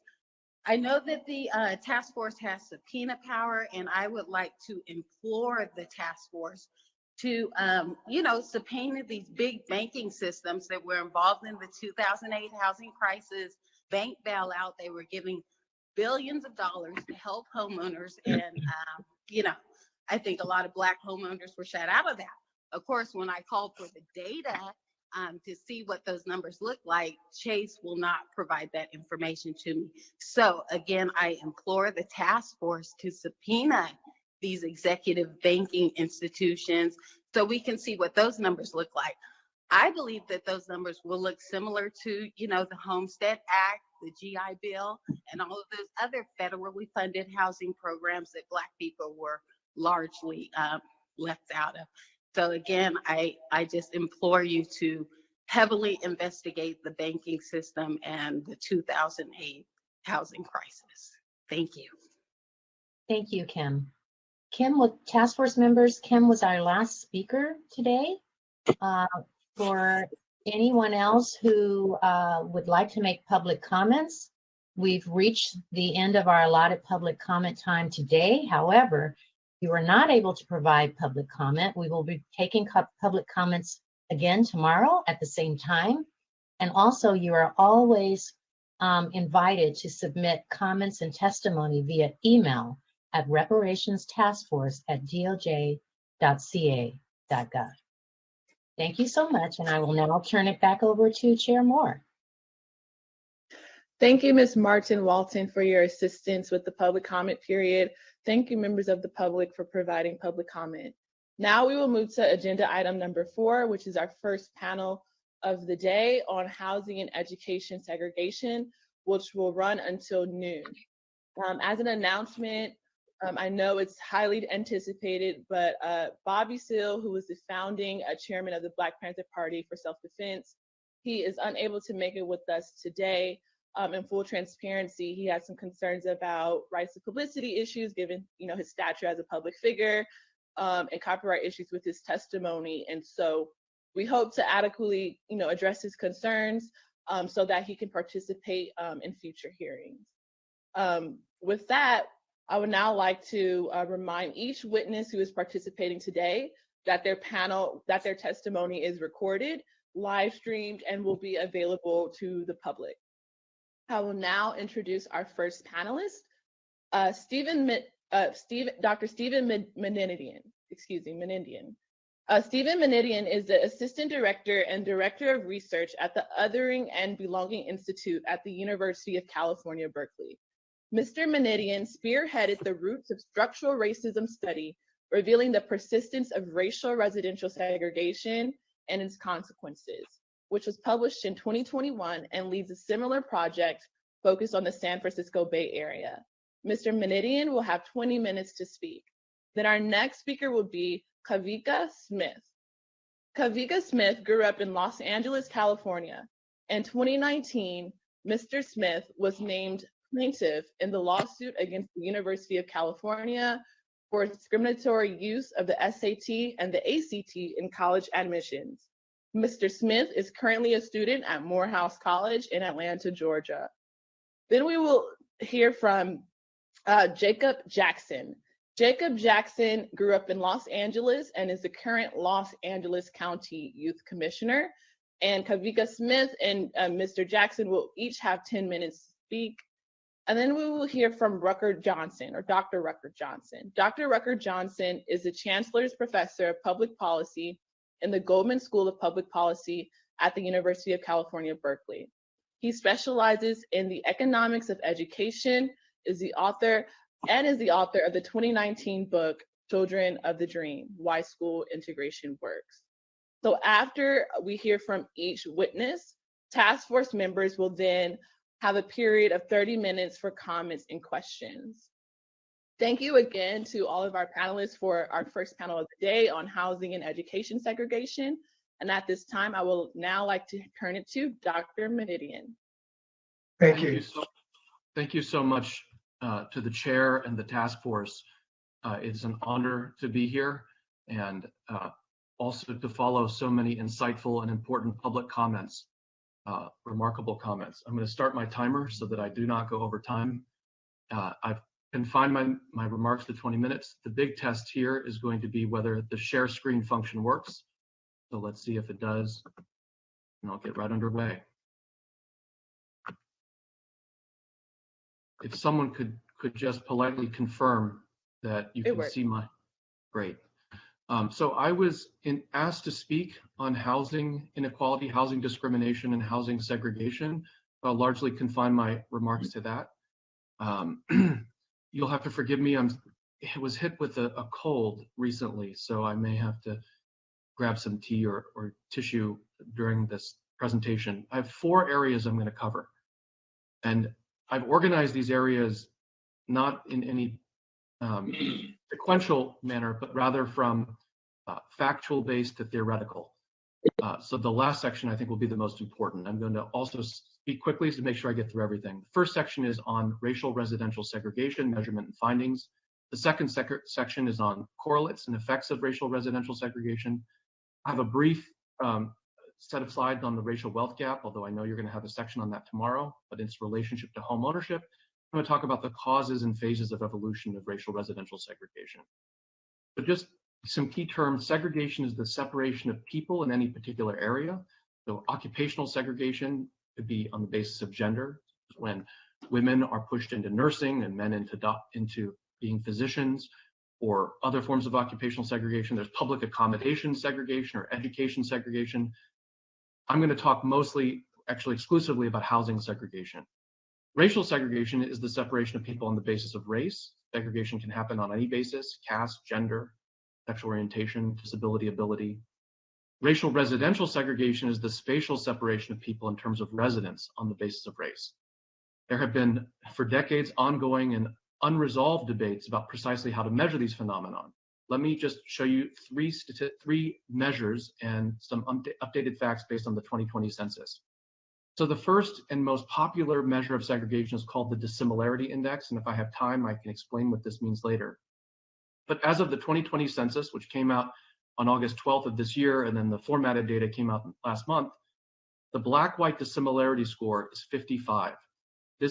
What this indicates is that 55% of either African Americans in the United States or white Americans, or some combination thereof, would have to move to a different race neighborhood to fully integrate. In other words, this means that we live in a very segregated society. This chart shows the evolution of the Dissimilarity Index from 1910 to 2020. We just had this created this weekend and has never been published before. But what I want to draw attention to here, and I think is relevant to the task force, is you'll notice that 1910, the black-white dissimilarity score is far lower than it is in 2020. And so when you think of segregation, so often we think of segregation as Jim Crow, which it largely is, or as sort of a post-bellum, post-Reconstruction phenomenon. It's not the case at all. You'll notice that black-white dissimilarity scores here peak in 1970, just when the Fair Housing Act goes into effect. And the overall peak is between 1950 and 1980, meaning the post-war period. This is a byproduct of something I'll talk in the fourth section in my talk, of the post-war period and government activity. This is a chart of dissimilarity scores in the Bay Area. Interestingly and disturbingly, Black-white dissimilarity in the 9-county Bay Area is actually higher than it is nationally. You can see it's a 0.574 score. Although it's much like the United States declined, the thing I want to point out here is that white Asian and white Latino dissimilarity has risen since 1970, and in fact does not fall. So white Asian dissimilarity in the Bay Area is essentially where it was in 2010, which is higher than it was in any preceding decade. The second measure of segregation is called the Isolation or Exposure Index. These are a combination of indices, but they measure the flip side of the same thing. It essentially measures what the typical neighborhood of or actually average neighborhood of a member of a racial group looks like. So what does this tell us based on the 2020 census data? Nationally, the average white resident of a metropolitan area lives in a neighborhood that's 69% white, 9% Black, 12% Hispanic, and 6% Asian.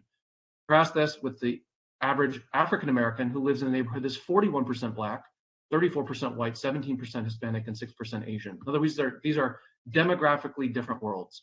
And so they are fiscally in terms of neighborhood conditions, amenities, and life outcomes, which I'll talk about in a moment. Here is the, should just say the exposure index is essentially the data that shows different race interactions here based on neighborhoods. The isolation is the figure that shows the percentage same race. Here's the isolation index that shows, the exposure index for Black Americans, 1940 to 2020. This is essentially showing you the percentage of white people in the average Black person's neighborhood. Notice that the average number of white people is 34% in 2020, which is lower than it was in 1950 and significantly lower than it was in 1940. Meaning again that the average typical Black person's neighborhood is much less white in the post-war period than it was beforehand. I also have this data for the Bay Area, but I don't have time to get into it. I'm running really low on time. There's a relatively new measure called the Divergence Index. The Divergence Index measures a larger geography to a smaller geography and can measure multiple races at once. Using this measure, we found that 54% of metropolitan regions in the country that have more than 200,000 residents were more segregated as of 2020 than they were in 1990. And almost a quarter were more segregated in 2020 than 2010.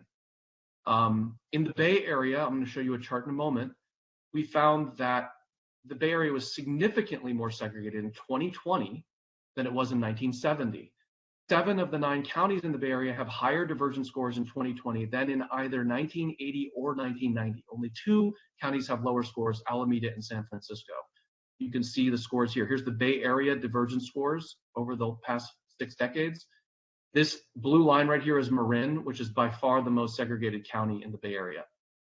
Okay, so what are some of the correlates and effects?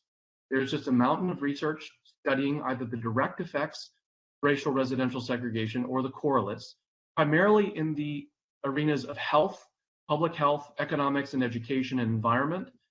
Rutger's going to talk about education, so I'm going to leave that to him. There is just an enormous body of literature on the specific effects of racial residential segregation relating to infant and maternal mortality, asthma, cardiovascular disease, diabetes, hypertension, obesity, lead exposure, and many other health conditions, including COVID-19 infections. There's also research on access to amenities in segregated neighborhoods, particularly segregated communities of color, such as grocery stores, childcare facilities, parks and recreational spaces, safety of those environments, clinics and primary care providers, and even hazardous waste facilities.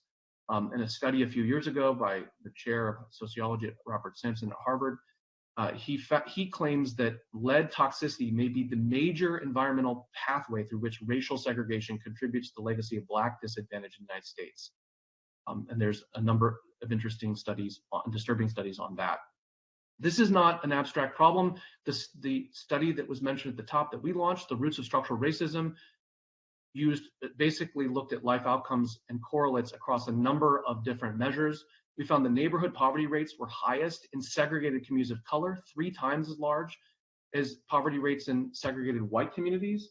We found that Black children raised using the Opportunity Atlas, Roz Chetty's Opportunity Atlas, Black children raised in integrated neighborhoods earn nearly $1,000 more per year as adults and $4,000 more per year when raised in white segregated neighborhoods than those raised in highly segregated communities of color.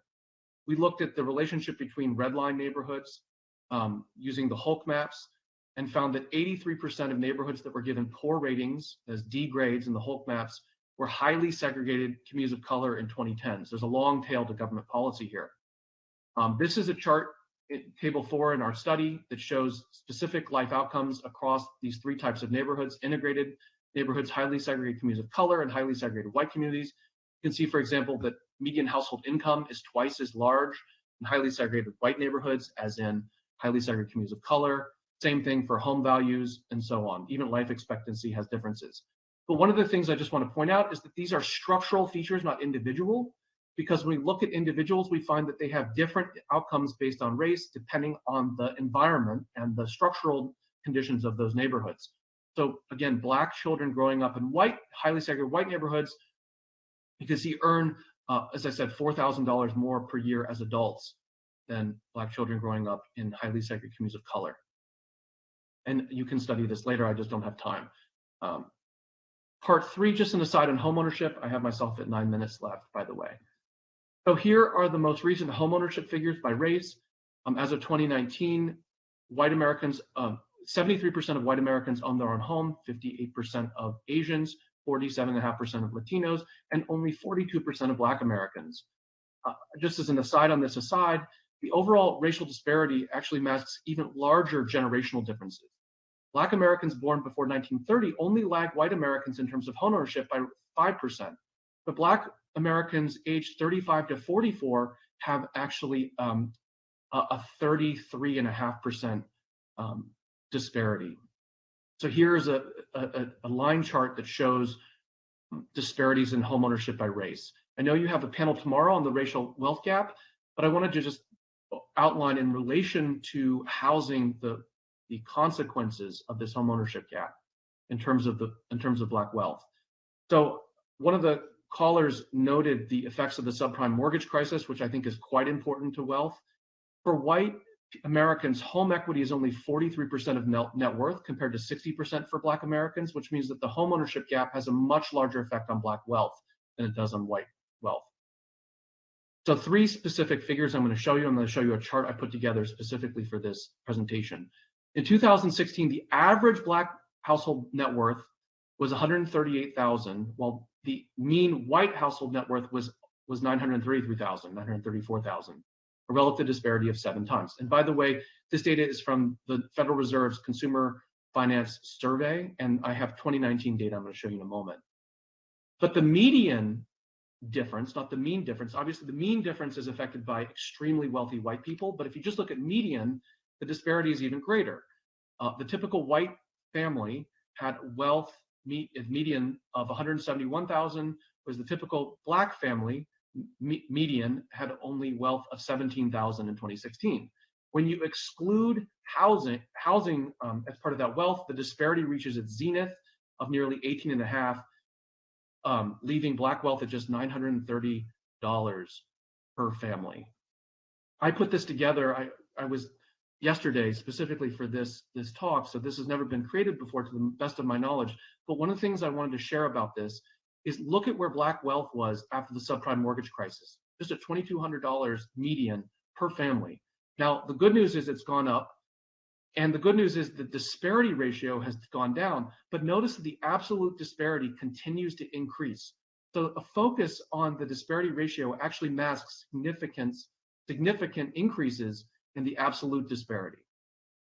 Now I'm going to get to the heart of the talk. What explains racial residential segregation? Well, remarkably, there's no consensus in the academic literature on this. There's 3 common explanations. The first is discrimination in housing markets. This could be homeowner or landlord discrimination. This could also refer to real estate discrimination by realtors. There's a lot of discrimination.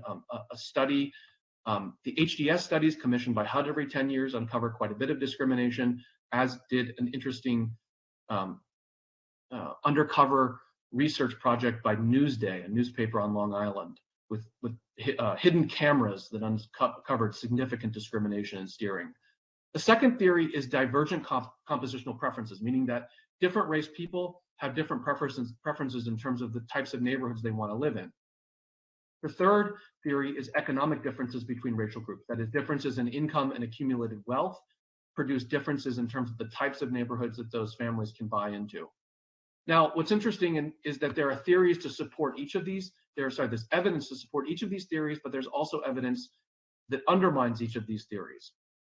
So, for example, although there may be differences in compositional preferences, survey data consistently finds that different race families prefer to live in more diverse neighborhoods than they currently do. Also, there is significant evidence using the HDS studies that I mentioned before, the housing discrimination surveys since 1980, that specific instances of housing discrimination have gone down. There are additional explanations. So Maria Kreisen and Kyle Crowder wrote a remarkable book in which they argued the differences in background knowledge of neighborhoods may play a significant role in the search process and also the pre-search process. And they have significant empirical evidence to support this. There's also the theory of white avoidance of Black and Latino neighborhoods. The new economic Nobel laureate, David Carr, Edward Glaser, and Vigdor have propounded this theory as an explanatory factor. The truth is that there is no consensus on which of these theories is the predominant explanation. A lot of people assume it's discrimination, but I actually think structural factors probably lean to either 2, 3, or 4. And I think 5 is probably significant. In fact, I think all of these play a role. It's just there's no consensus in the literature. I have a little over 3.5 minutes left according to my timer. These are some heuristics that I've created when I talk about housing segregation to think about it. Very broadly, there are, I think, 3 phases in the evolution of racial residential segregation in the United States. The first phase is what I call the local real estate industry era. Remember, I showed you the Dissimilarity Index chart earlier that shows that actually dissimilarity scores from 1900 were relatively low across the United States, and they actually were lower in the South in many cases. The primary driver here in 1900 and 1930 was actually local government and the local real estate industry and neighborhood associations pushing for restrictive deeds. These were deed provisions that prohibited individual sellers from selling to people of particular race, and eventually restrictive covenants, which played a much larger role in new subdivisions and developments that prohibited on a large scale basis new developments, homes in those developments being sold to people of particular races or even religions, in many cases, including, for example, Jewish people or non-Christian people from buying homes. The second era is what I call the federal government era, extends and deepens. This is 1930 to 1970, and the primary mechanisms were segregated public housing, and then, of course, redlining through the Homeowners Loan Corporation and the FHA. Now, there's a lot of debate here as to whether government caused or simply deepened or extended it. You can look up this literature between Richard Rothstein and Richard Walker, for example. I take the position the federal government came in and sort of extended and deepened what was happening at the local level. And as such, spread it and deepened it across the United States. And then there's the third era, which is 1970, post-Fair Housing Act to the present. The primary mechanisms of sustaining and perpetuating racial residential segregation are sort of zoning and exclusionary land use power, municipal power, incorporation, fiscal policies, and the like. Down to a little minute and 45 seconds. Just to give you a little bit more information on this, there have been, in the last 10 years, some remarkable large-scale mapping projects, mapping racially restrictive covenants in about 10 cities. The 2 large ones that began were in Minneapolis and Seattle, and they've uncovered in both of those regions about 25 specific, proven, established instances of racially restrictive covenants across the region. Other regions' documentation projects are underway. It will be some time until we actually have great comprehensive data on racially restrictive covenants. We do have now digitized over 200 redlining maps. Those are available online, and they're actually also on the interactive mapping tool for our Roots of Structural Racism project. We have also done a number of zoning maps in the Bay Area and found, this is, by the way, our Roots of Structural Racism segregation map. There's strong correlation, as I mentioned, between segregation and these other features. Opportunity Atlas looks at this. This is the zoning map we created for the Bay Area. We found that when you account for every municipality, including those that are under 10,000 people, 85% of all residential land is zoned exclusively for single-family zoning, which excludes multifamily developments. And here's the correlation between single family zoning and race.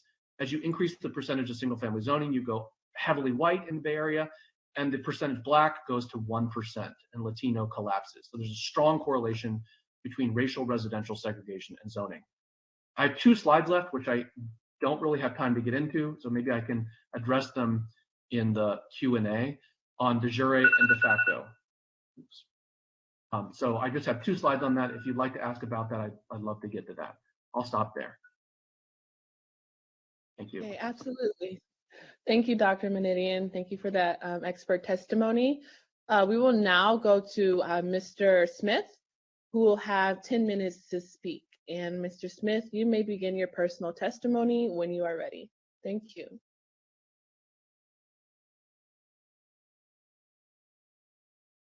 Hello, everyone. My name is Kavika Smith, as was stated, and I'm a 19-year-old from South Central Los Angeles. I'm a junior at the illustrious Morehouse College, where I'm studying sociology, and I intend on returning back home to California to pursue my master's in public policy and my Juris Doctorate. I'm a young Black man who, not only the son of a home care union worker, but also the mentee of Supervisor Holly J. Mitchell. And I've been civically engaged since I was 8 years old, beginning with my mother's union, SEIU Local 2015, where I began my civic engagement fighting for home care workers' wages and workers' rights. And I've gone on since then to fight against hair discrimination alongside then Senator Mitchell with the Crown Act, in which I gave a TEDx talk about it. And more recently, I've led in the Smith versus UC Regents case, where we demanded that the UC Regents remove the standardized testing requirement from their admissions process, as we showed that historically the SAT, the ACT, and the standardized testing itself has served as a racist barrier that has prevented many Black and other marginalized groups from accessing higher education. And I'm here today to detail 2 things: my experience with the SAT and my recommendations for educational reparation. As many of you know, Verbum Day High School is a private Jesuit all-male high school located in Watt, where the majority of us are low income and all of us are of color, 70% being Latinx, 30% Black. Growing up, I was told that the SAT was going to determine whether I was going to go to college and which college I'd attend. And when I think back on the day that I ended up taking the SAT, I'm immediately met with this memory of feeling like I wasn't worthy or capable of being in a collegiate environment. And this singular test determined that I would not be eligible for scholarship opportunities despite my academic achievements and having been in need of financial support to afford college. And I can go on and on about the racist implications of this test, but we have heard it all before. Standardized testing is only a layer of the compounded ills that have for ages plagued America's educational system. And I was in my junior year when I decided to finally activate my faith and set out to systematically and systemically change the system, because I was, as in the words of my shero, Fannie Lou Hamer, sick and tired of being sick and tired. And I found myself, in this constant rage because people within my community felt disempowered, and those outside of my community didn't quite understand as to why I was doing what I was doing. And they thought that I was simply asking for a handout when I wasn't. But through it all, I knew that I was doing what was right and what was necessary. And what was right and necessary is that we made higher education accessible for all Black kids. And that I wanted to ensure that being the case by making the college admission process more accessible for Black people who have otherwise been ousted and have had to prove themselves time and time again. And we are currently witnessing the fruit of our labor in that less than a year after removing the testing requirements from the UC system, we have seen the most diverse class of students. And so as we're on this road towards reparation, or as we have this conversation about reparations, we must understand a few things. Reparation looks like, for me personally, reparation looks like universal pre-K for all Black students. We know that exposing youth early on to books, exposing them to education earlier on, heightens their likelihood, or puts them in a position to be better off later on in their life, better off in their educational journey. And so because education has been stripped from Black folks for so long, we must ensure that Black folks have access early on, as early as pre-K. We need to reinvest and begin to invest in freedom schools. And these schools have been looked down upon, but For me, I've experienced them. I have friends who have experienced freedom schools, and freedom schools is honestly a space and a place where we're able to be challenged in terms of social understanding, social knowledge, activism. We're able to engage one another in conversations about culture and engage in one another in terms of academics. And it's better. I've found it more of a safe haven, more of something that is culturally responsive, culturally understanding than my actual school. Another thing in terms of this conversation of reparations, I strongly believe that we need to revisit the property tax laws and the algorithms of how schools are funded. I have friends who went to a school in Los Angeles where they went without paper for 3 months, simply because the school was underfunded. But I also had colleagues who are schoolmates, folks that I worked with, that their school had extra funding and their school bought a fountain. And I can only imagine if that money was redirected into a Black school where they needed the money. What could that have meant for those Black students? And so I think we definitely need to revisit that and make sure that these property tax laws and school funding algorithms are more equitable, making sure that Black students are getting what they need. And another thing is funding Black students. And so that looks like not only getting us into the UCs, not only getting us into the collegiate environment, but making sure that we see ourselves through this, making sure that Black students have a whole wraparound team support system. Because I don't know how to explain it. You get us into the UC system and then drop us off there, and we no longer have access. We're not able to afford it. We're not able to have the access to psychiatrists or therapists. And so we need all of these resources, and ensuring these resources, that is a form of reparations for me, because for so long we have been denied the access to those things. And so we also need to recognize the cultural differences in schools. I have been privileged to attend schools where majority of my teachers were Black, but I have friends who they didn't have that privilege. And so their teachers didn't understand where they were coming from when they would come to school and have issues that pertain to a certain upbringing. The teacher wasn't able to meet that student where they were at. And so it began this disconnect and this disengagement within the classroom. And so I think as we talk about reparations, we really need to be intentional about who is educating our students, who are educating the Black students in the classrooms. And so we need to also make sure that our expert educators that have the wherewithal, that have the cultural understanding of what it means to be Black, of the Black experience, they are placed in schools where they're needed the most. And so I think that is the conversation that we need to have. We no longer can talk about or sit back and pontificate and talk about peeling back layers and actually not following through with that. For me, at this point, I believe that we must uproot this current system and do away with it. It has proven to be archaic. It has proven to be anti-Black. It has proven to be capitalist. It has shown its head through and through. And so now it's a matter of if and when we're ready, we must reimagine what it means to be free. We must reimagine what it means for reparation, or what it means to actually have reparations, to actualize that, and not to just sit there and pontificate.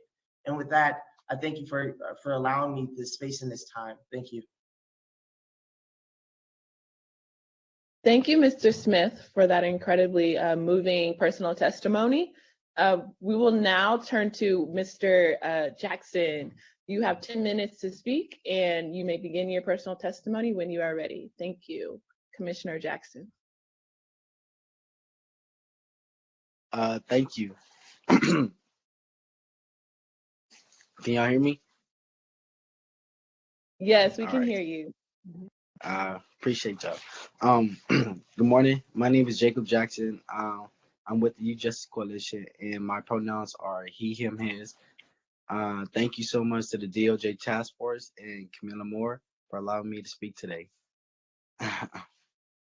All right. I felt like I've been tracked my entire life through elementary to high school. I was pushed out of Hyde Park Elementary School in the 3rd grade for being on the wrong side of the tracks when I lived 2 blocks away. I was also pushed out of my last high school and affected by the school to jail track due to a mild altercation with a teacher and interaction with school police. The school that I attended was Crenshaw High School. When I started going to Crenshaw High, my goals and mindset were aimed at going to school every day. My intentions was always to finish high school and pass all of my classes. I had to get at least a C or higher. I felt that it would be hard to get an A, but I would be successful and satisfied with a C or B. I started out in the beginning maintaining a good grade average and going to all my classes, meeting all my new teachers, and greeting them with all politeness and respect. I enjoy PE a lot, and I love going to my seventh period, which was graphic design. I walked around the campus trying to learn all my new classes, classroom for the new semester. Then I suddenly realized I was right next to the school police office. When two of the school police officers walk outside the office, they started staring at me and talking amongst themselves. It felt as if they were talking about me, profiling me, adding a label on me, which I didn't think I fit. I could see that they were prejudging me. For that time, I was going to Crenshaw High. I would always be at school and in class, completing as much work as possible. My seventh period and my PE class were two of my favorite classes. I love attending them. My seventh period was graphic design, and anything I had to do with computers always sparked my interest in doing work. 2 weeks passed and everything was going better. Then unexpectedly, my seventh period teacher was switched out for a substitute teacher. While coming from my sixth period, which was history class, I was going to seventh period and I would always be one of the first students in class. I always like to get ahead and finish my work early. The new substitute teacher had just started and he didn't know everybody on the attendance sheet. He said this class wasn't the class I was supposed to be in. I told him continuously this was my class and that he could even call the principal or the front desk to solve the matter. So I went to the desk to use the computer and go online and create some design. Just then, he tried to pull me away from the computer. I said, as he was doing that, I told him to stop touching me, and I barely grazed his skin, pushing him back just a step. He instantly threatened. He instantly started to threaten me. His first words were, "I can have you in jail right now. You could be arrested for hitting me." Rarely, he told me I used to be a WWE wrestler, and if we were in the ring, I would take you out. I told him that I barely grazed him and that he was over exaggerating what I did, but he wasn't. He wasn't justified in putting his hands on me first. I began to tell him it was all right, that I had learned my lesson. I also apologized for what I did. So he let me stay in class to do my work, but it seemed like it wasn't enough for him, and that he wasn't satisfied. The next day, I was ecstatic to go to school to finish work, and I missed one of my English classes while I was waiting in the lunch lot. The school police approached me and they asked me, "Are you Jacob Jackson?" I told them, "Yes, I am." They said I had to come with them. They didn't tell me what was going on until they put me in a room and told me to wait. The teacher came next saying, uh, uh, my bad. Uh, yeah, the teacher came next saying I could press charges on you. You can see how being in juvenile will feel. He kept on saying that he used to be a pro wrestler, and if he was in the ring, he would easily take me down. The officers checked me first and put me in the cuffs uh, for the moment. Their favorite line was that if he pressed charges, you're going straight to jail. I told him that I didn't mean to touch him. I already apologized for my mistake. They told me I'd be doing merely years for just touching him. And after it was finished, they told me that they would always be watching me. They said, "You're just like everybody else at the school," in a negative way. This was the first time I have interactions with police at school. I felt scared and anxious and unclear of what to do or what was going to happen. After being pushed out of Crenshaw High School, I had caught two cases in the years leading after that. One was 459 burglary and 487 grand theft person.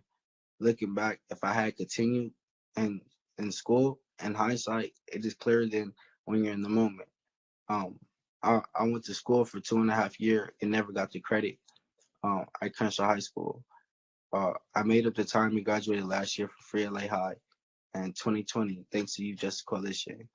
And my hopes and dreams for myself is to go to college and be able to have the opportunity to explore life from there. Uh, the U.S. government after World War II bought white people houses to go to and to go to college for free, but not black people. My brother didn't get the chance to see 21, and I'm only 20 years old.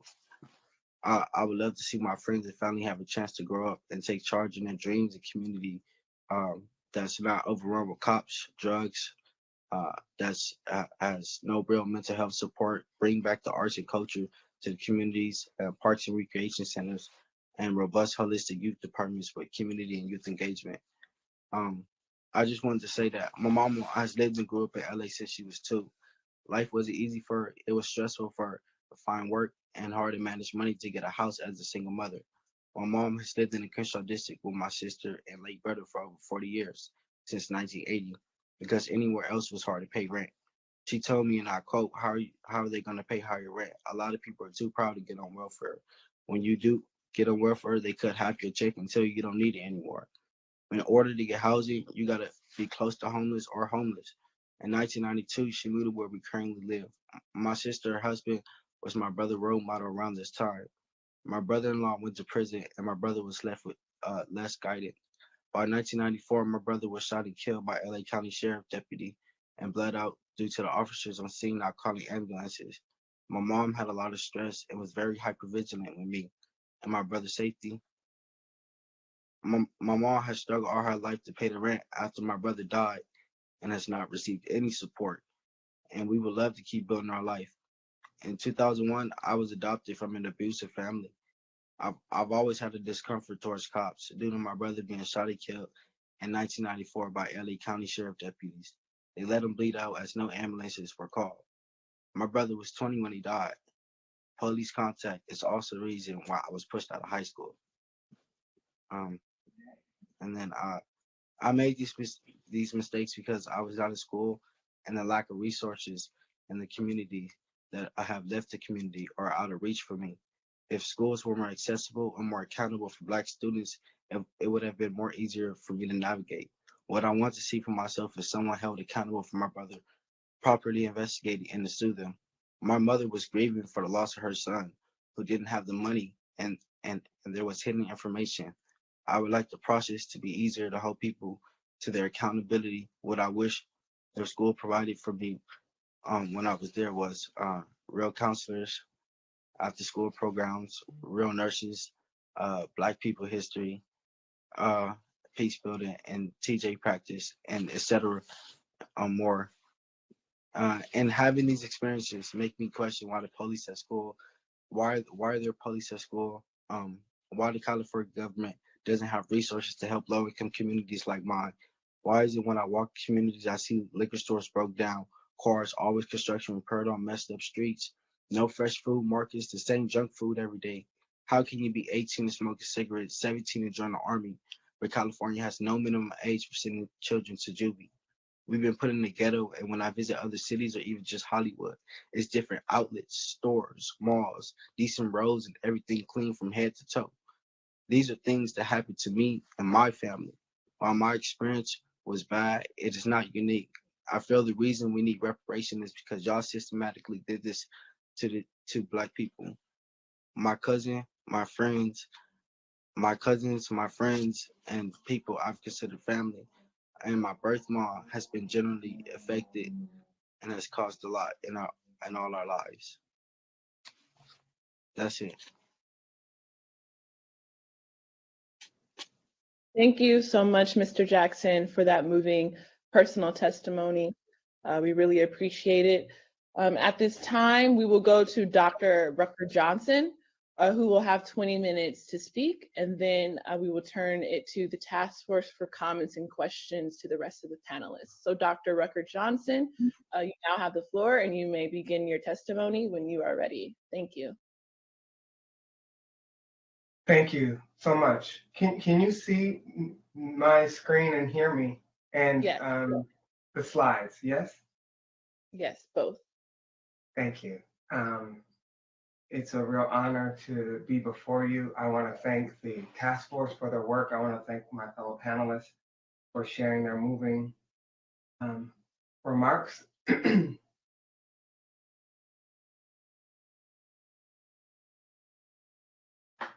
Mi Mao, she was the first Hmong to be elected to a state legislative seat in the country in Minnesota in the 2000s.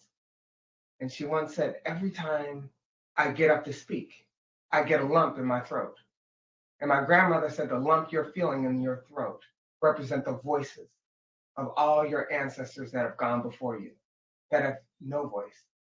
And now you have voice. and you're speaking on their behalf.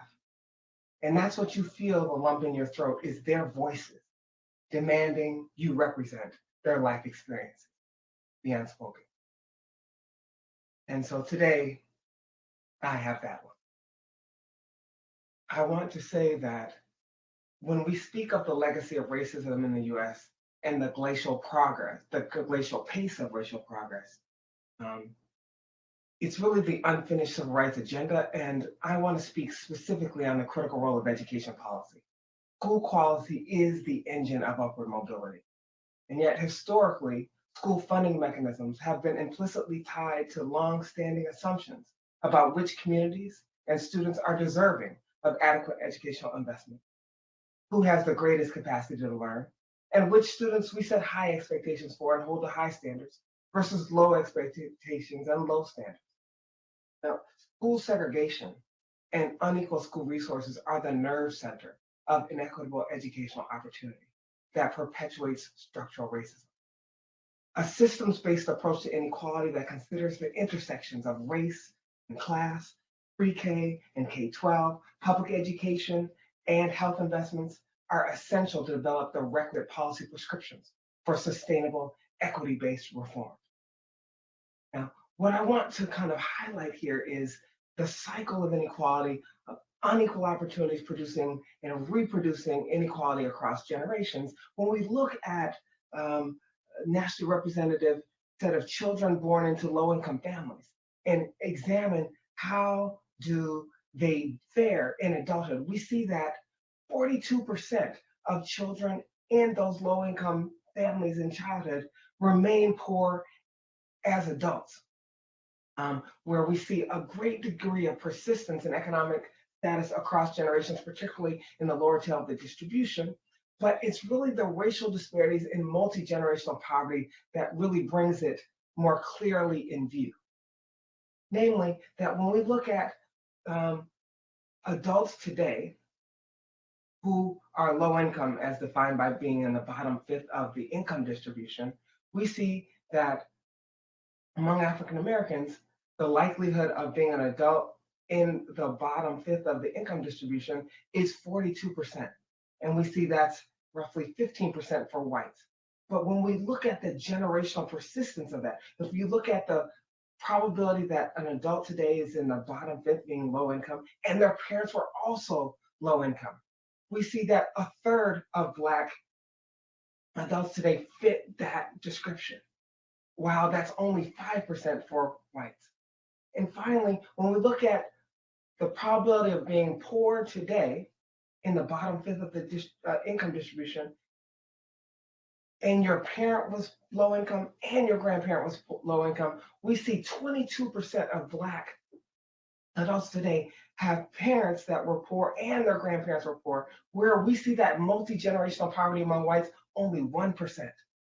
So what I want to highlight here is the generational link that connects the reason why the percentage of families that are Black that are in the bottom fifth of the income distribution is 42%, and yet 2/3 of families that were in the bottom fifth of the income distribution and their parents were also low income, that 2/3 of those families are Black, and that multi-generational poverty is a uniquely Black experience, meaning the persistence of that poverty. And a big part of that is the role of segregation. That when you look at adults today who are in the bottom fifth of the income distribution and their parents were in the bottom fifth and their grandparents were low income as well, 82% of the families that fit that generational profile are African American. That is not a coincidence, but a big part of the policy environment that has connected segregation to unequal opportunity.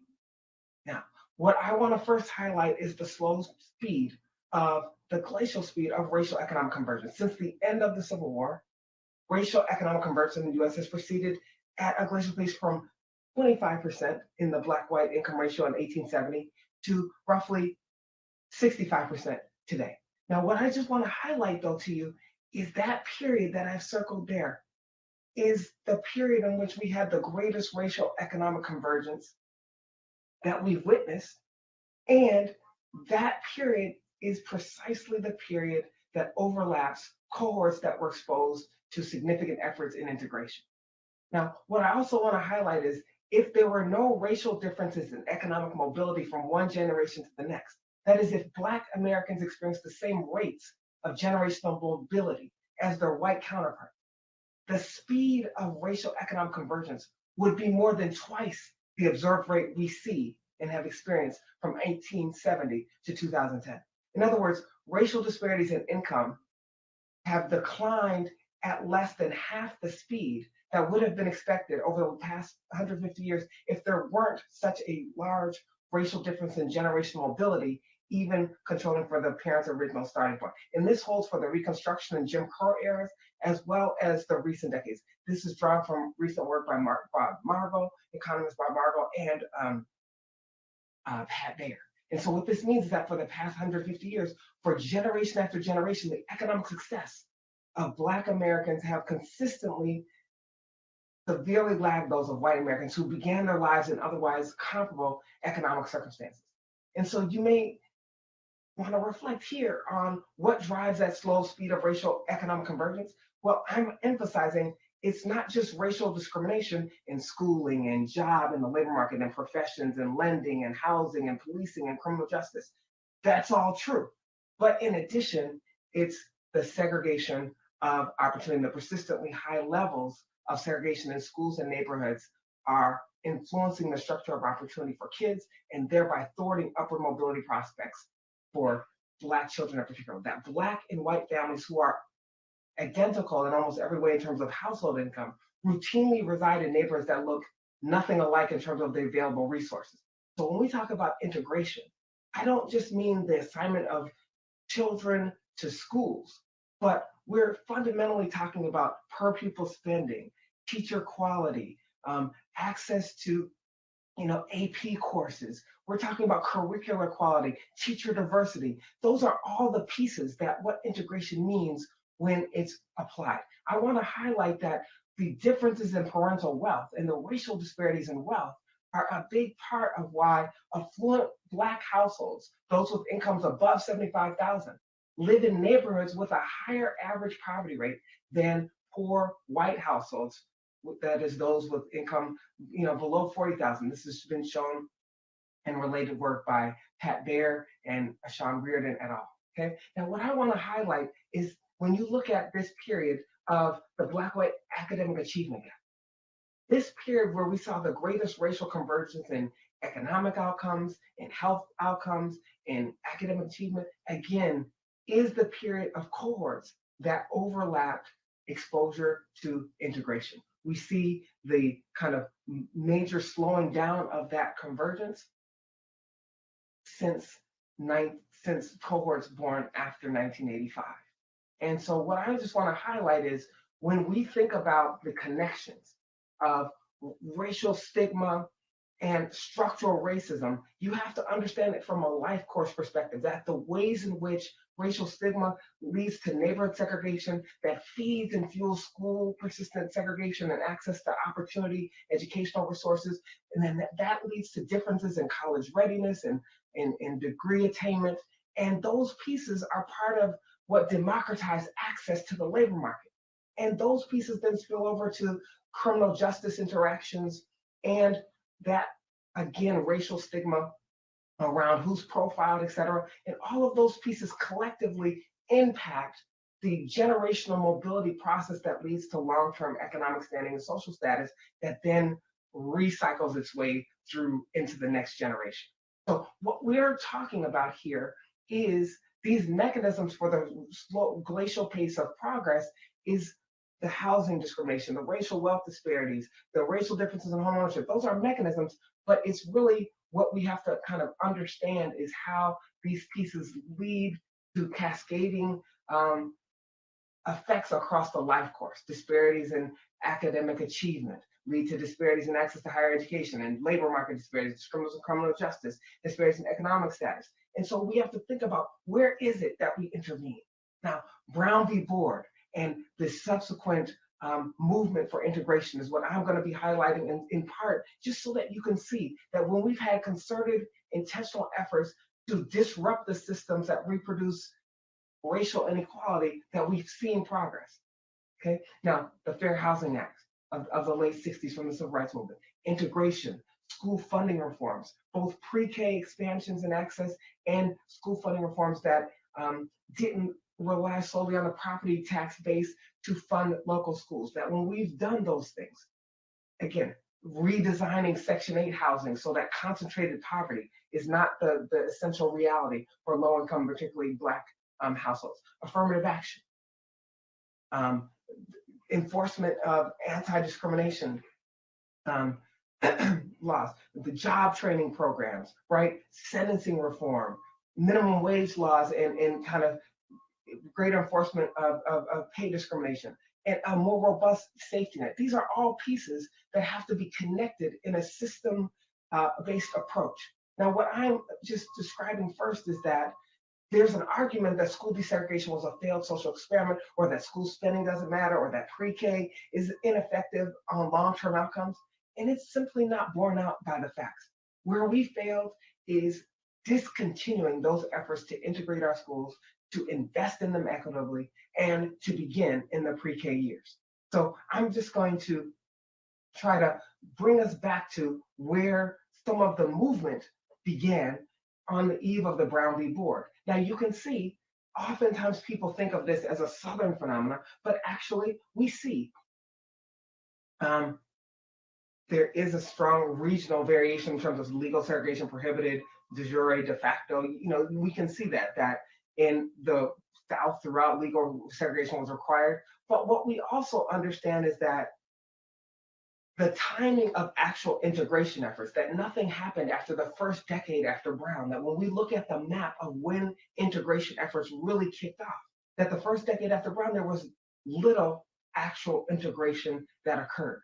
And then we see with the '64 Civil Rights Act and putting teeth in enforcement, we see Jackson 1963 versus Pasadena. We see the Crawford 1976 case where they were grappling with how, in a firm that de jure school segregation and racially motivated school boundary gerrymandering was unconstitutional.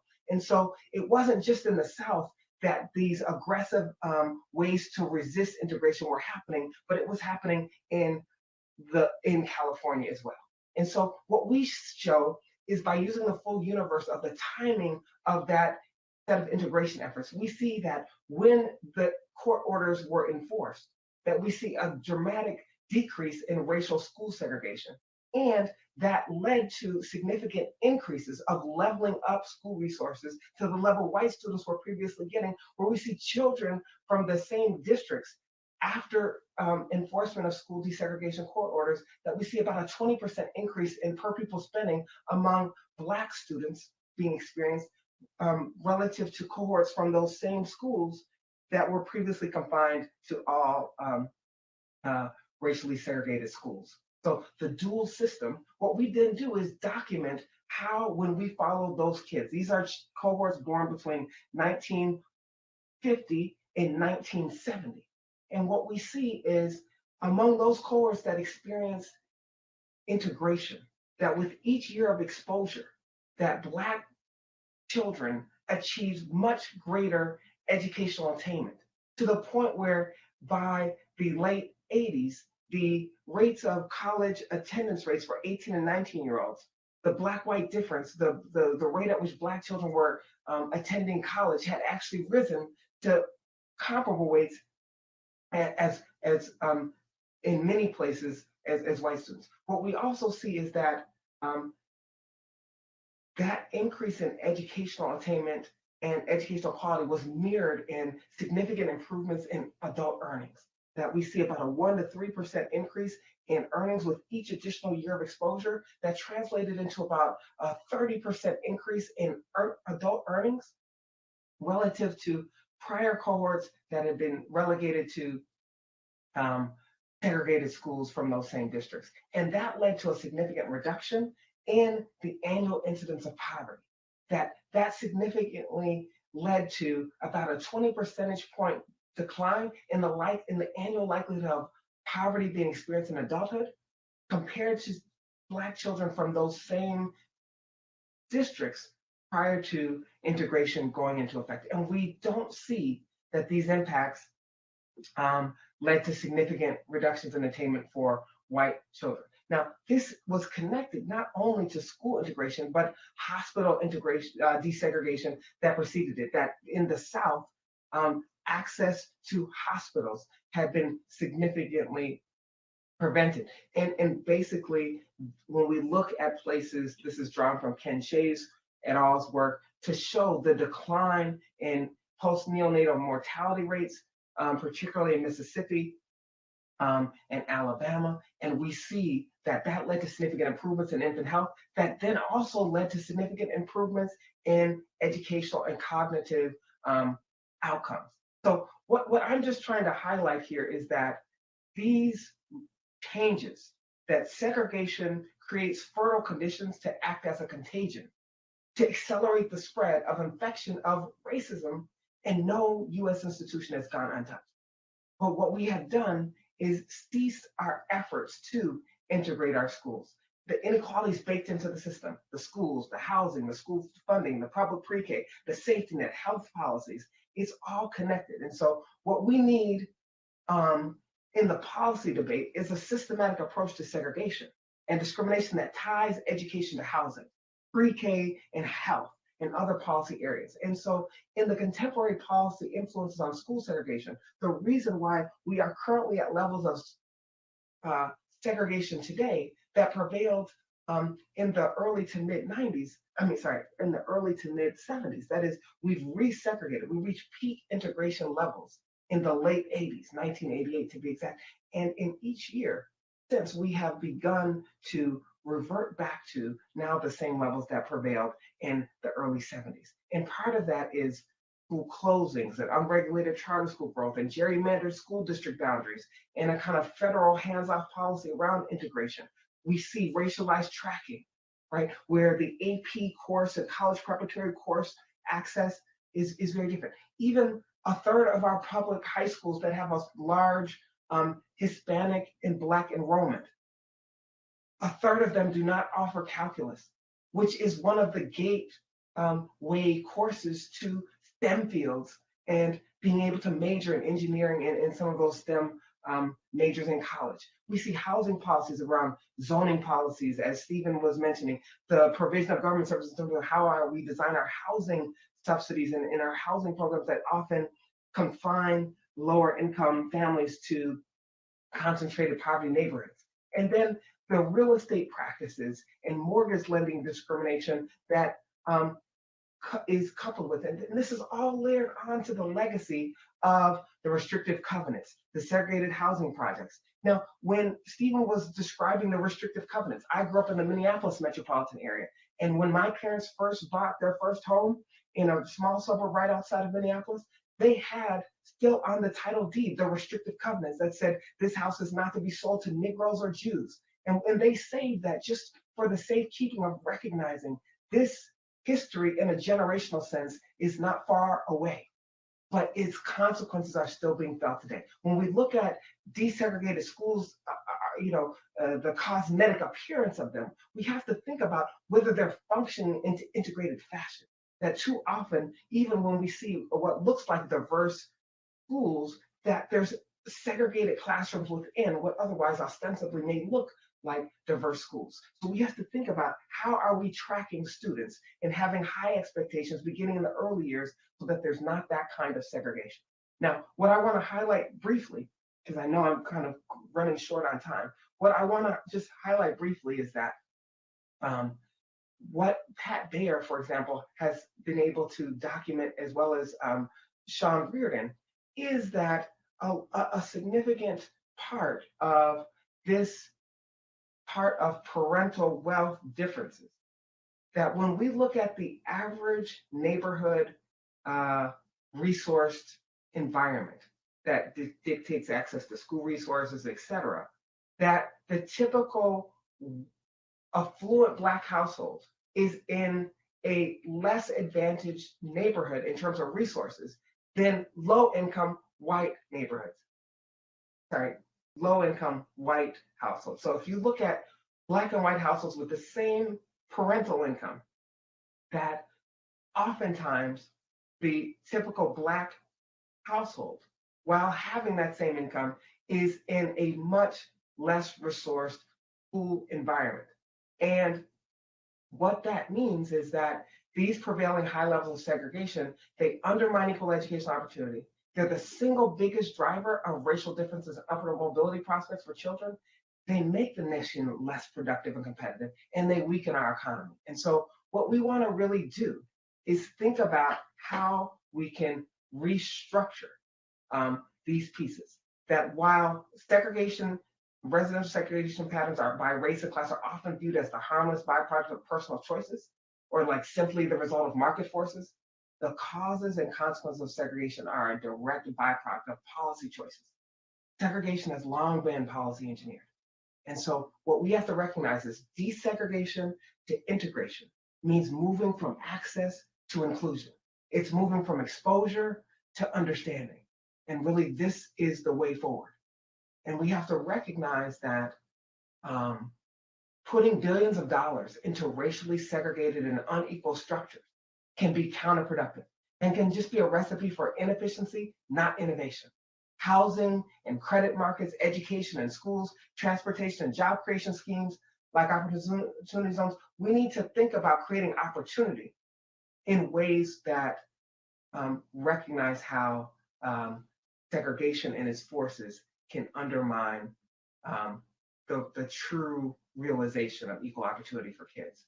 And for every $100 of wealth held by white families, the average Black households hold up only $5. A quarter of Black families have no or negative net worth, compared with less than 10% of white families. And too often the study of inequality is ahistorical and falls victim to the policy amnesia about the long-run conditions that produce the current realities, the current disparities. Racial wealth disparities are not primarily driven by differences in individuals' savings behaviors, but instead are a legacy of segregative and discriminatory housing policies. This point is best highlighted by the fact that the typical Black American with a college degree has less wealth than the average non-college educated white American.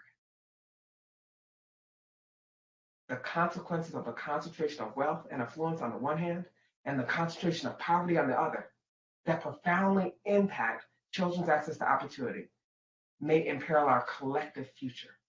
Too often, we have opportunity-rich communities where children thrive in well-funded, highly resourced schools that are geographically close, but socioeconomically worlds apart from the concentrated poverty schools within the same metropolitan area. It's become far too common to find a school-to-prison pipeline near a school-to-life success one in a neighboring district. These patterns begin early in children's lives, but our policy responses to them have occurred very late. So I want to stop here.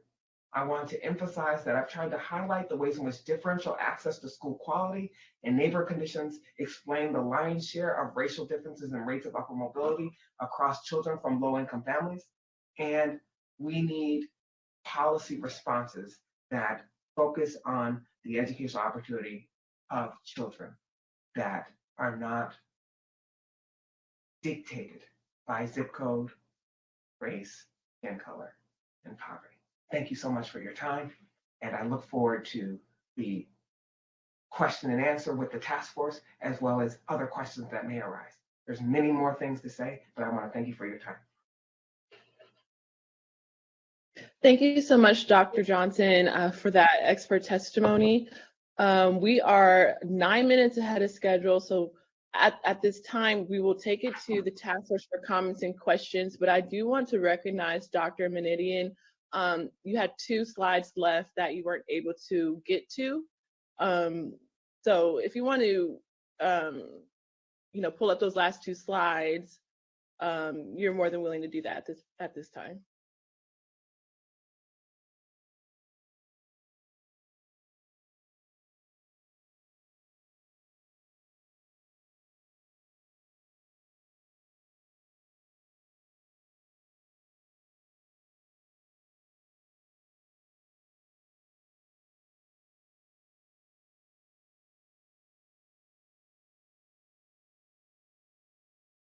We see the screen, but I can't hear you, so.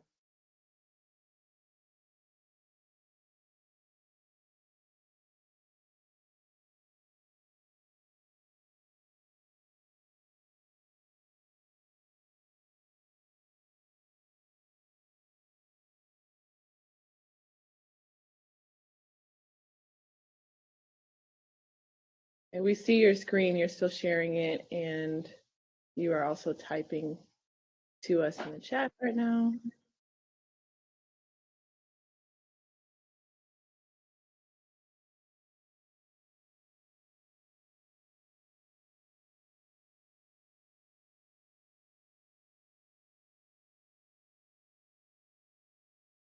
Can anyone else hear Dr. Menidian? I can't, but maybe while he's getting technically situated, maybe could we just take some questions from the task force, and then we can probably fold in Stephen's remarks in response to that. I think that will be a effective use of the time. Yes, absolutely. Can we get a staff member to assist Dr. Menidian, particularly because he is still sharing his screen? Okay, thank you. So at this time, we'd like to take questions from task force members. Would any task force member like to direct a question to any of our panelists at this time?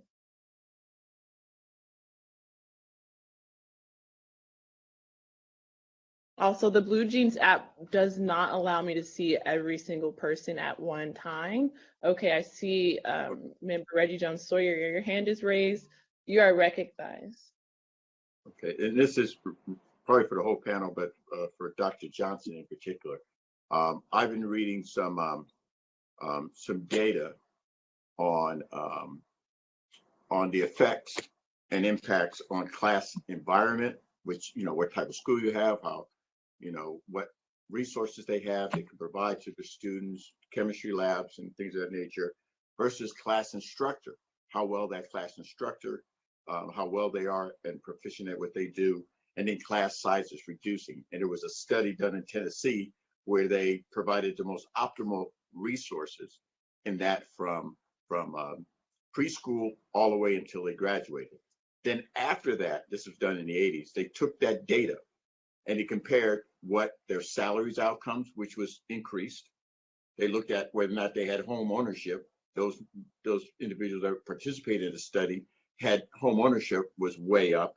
And then they looked at their 401ks and whether or not they had it in retirement. It was way up. And what it reminded me of, when I first was elected in 2012, every private prison came into my office and told me that they needed 10,000 more prison beds in 10 years. And I said, that's interesting. What algorithm did you use? And they said, we can estimate 100% that we need 10,000 more prison beds by the number of third graders that can't read at third grade level. That was astounding to me. And I said, well, I have an interesting proposition. Why don't we educate those individuals so we can figure out how many more college seats we need to build?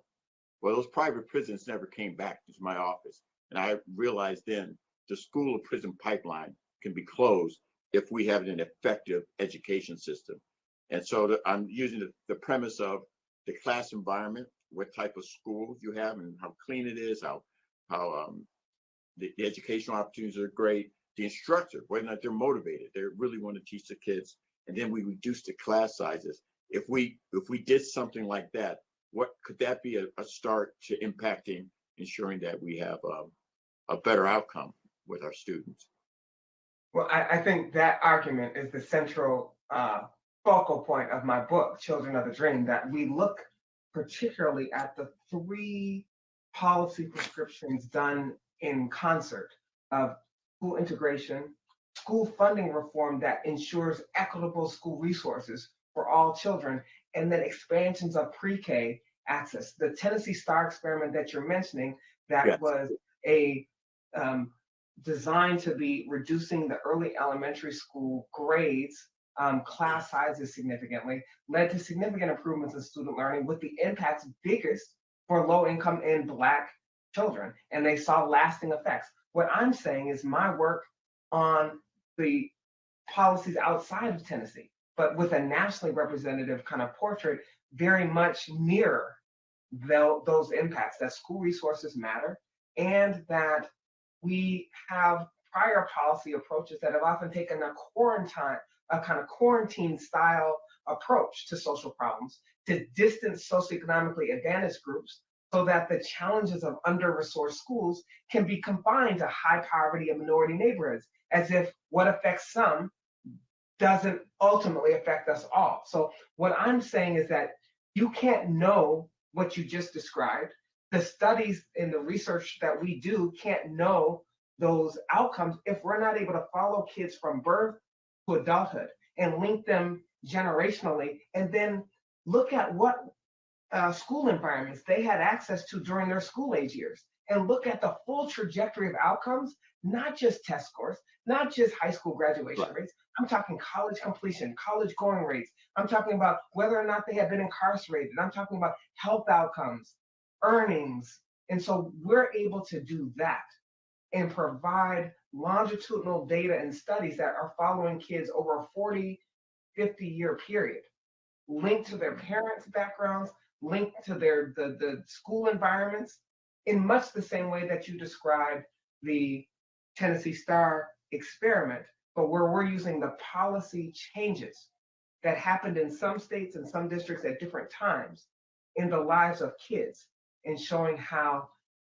holding constant or keeping the family background the same, can we intervene to change the third grader that was below standards in their achievement in third grade, but change their trajectory through higher quality teachers, better school environment. And we see that their fortunes can be significantly altered in a positive direction or reinforced in a direction that you speak in the negative direction. And so the question is, what are the costs of inaction? And I'm putting forth that it's not just a moral imperative that we invest in our schools equitably in this way, but it is actually a argument that our economy's future depends on. There are a lot of lost Einstein when we don't invest and believe in the full potential of all our kids. And I'm specifically talking about Black children. Now, I'll also say, my fellow panelist who's a current freshman at Morehouse, I'm a Morehouse alum, so I have a particular affinity toward Morehouse and Black educators and the power of being exposed to a Black community that can empower. So I'm not suggesting that integration means that we don't rely on our Black community for that kind of lift. But what I'm saying is the resources that Black communities need require policy and connection. And that's not just for Black kids, but white kids benefit from that exposure to diversity too. Now, I'll be quiet, but I just wanted to at least try to respond. Hopefully that met what the spirit of what you were bringing with your thoughtful comment, Reggie, or Mr. Jones Sawyer. Reggie's good. Thank you. By the way, Mr. Smith, we're gonna have to have a little separate conversation after this so we can connect. You can have a third house grad too, so. Can you hear me? Okay. Vice Chair Brown is recognized, and then we'll return to Dr. Menidian. Thank you.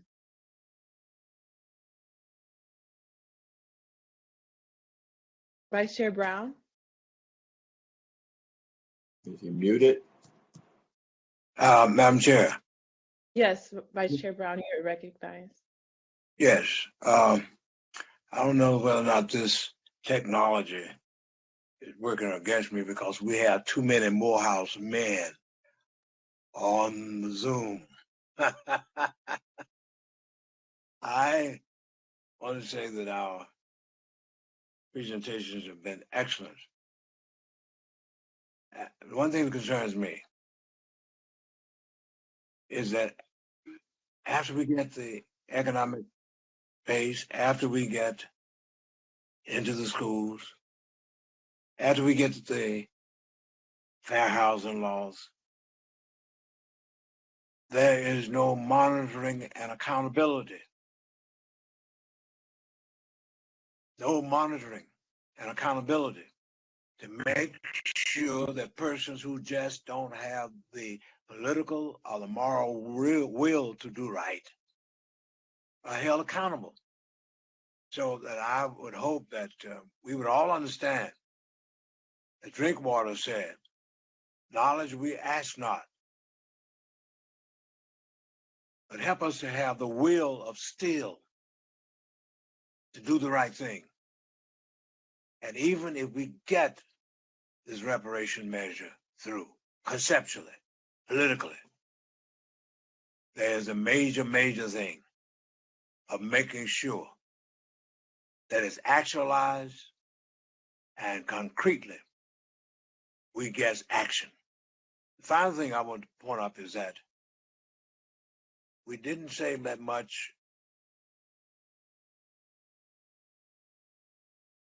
about gentrification, what that has done to the psychic, the culture, and the presence of Black folk, so that they will not be conspicuously absent and treated as invisible people.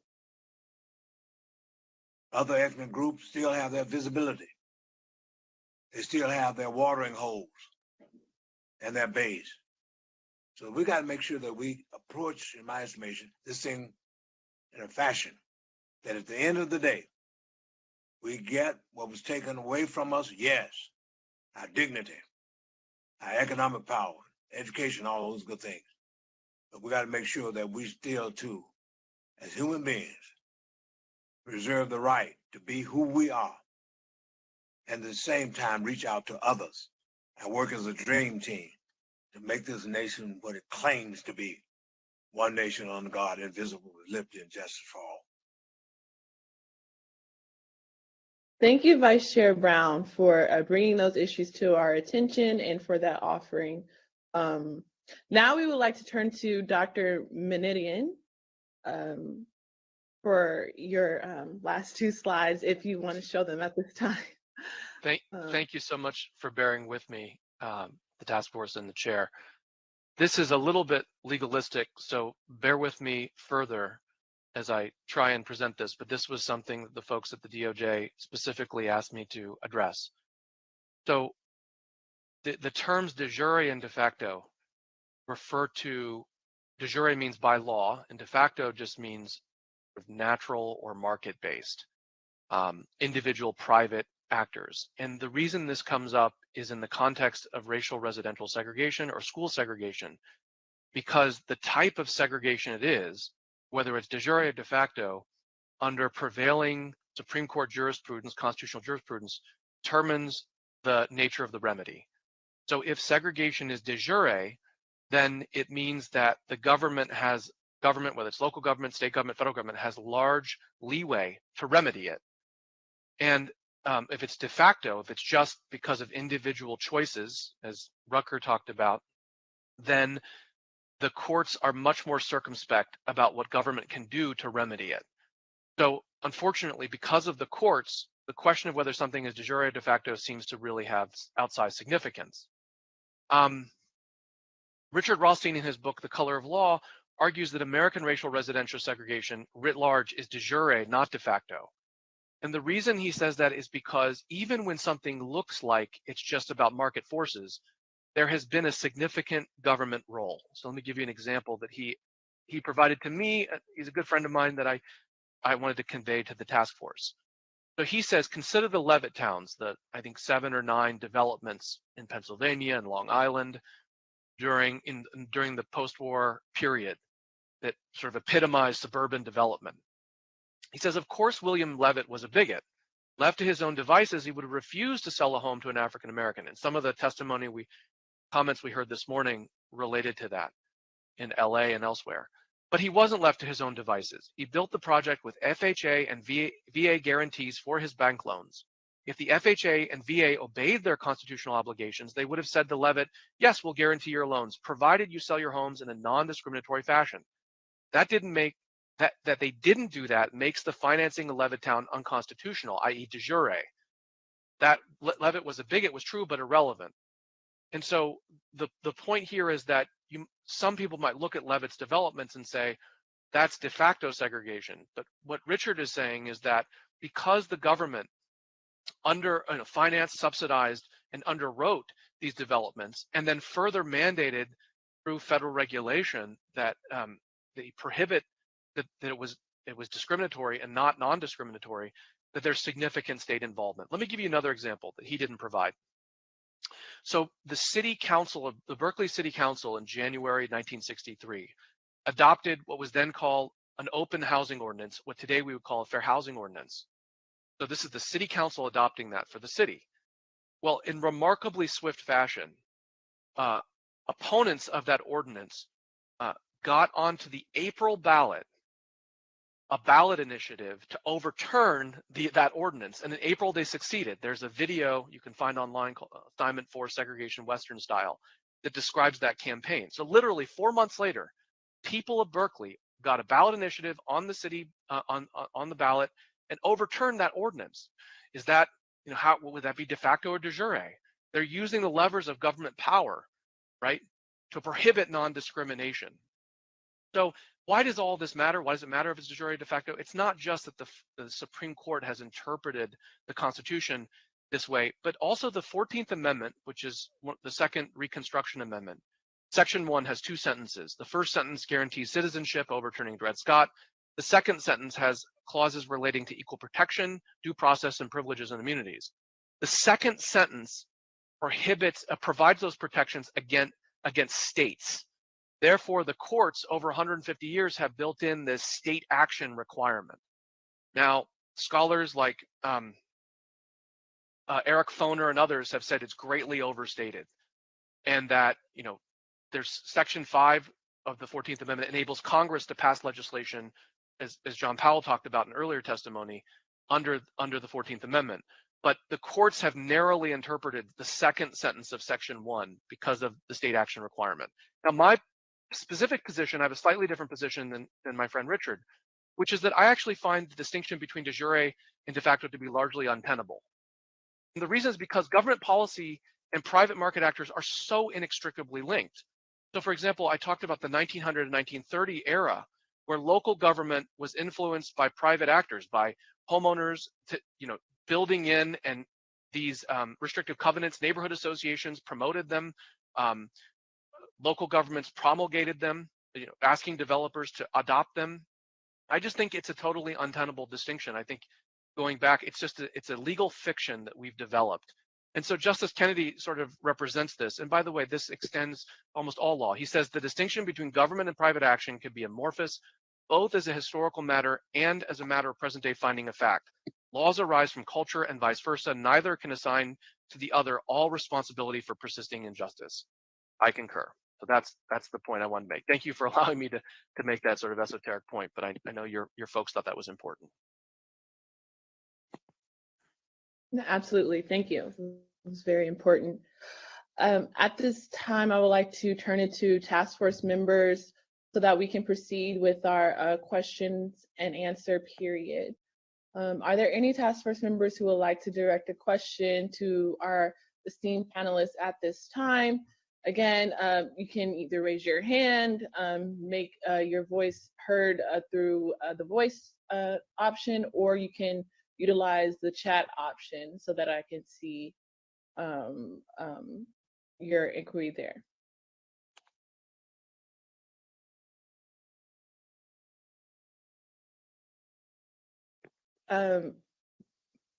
Did I see a hand? I think Senator Bradford has his hands up. Yeah. Okay. Yeah, I'm having technical difficulty. I apologize. Mr. Bradford, or Senator Bradford, you're recognized. Thank you. I just wanted to piggyback on what Vice Chair stated as the impacts of gentrification, which is real, And I think we can all identify prominent African American communities that have existed for the last 50 years that are no longer the case. But I also want to thank the two presenters as they highlighted zoning implications, because zoning laws replace restrictive covenants.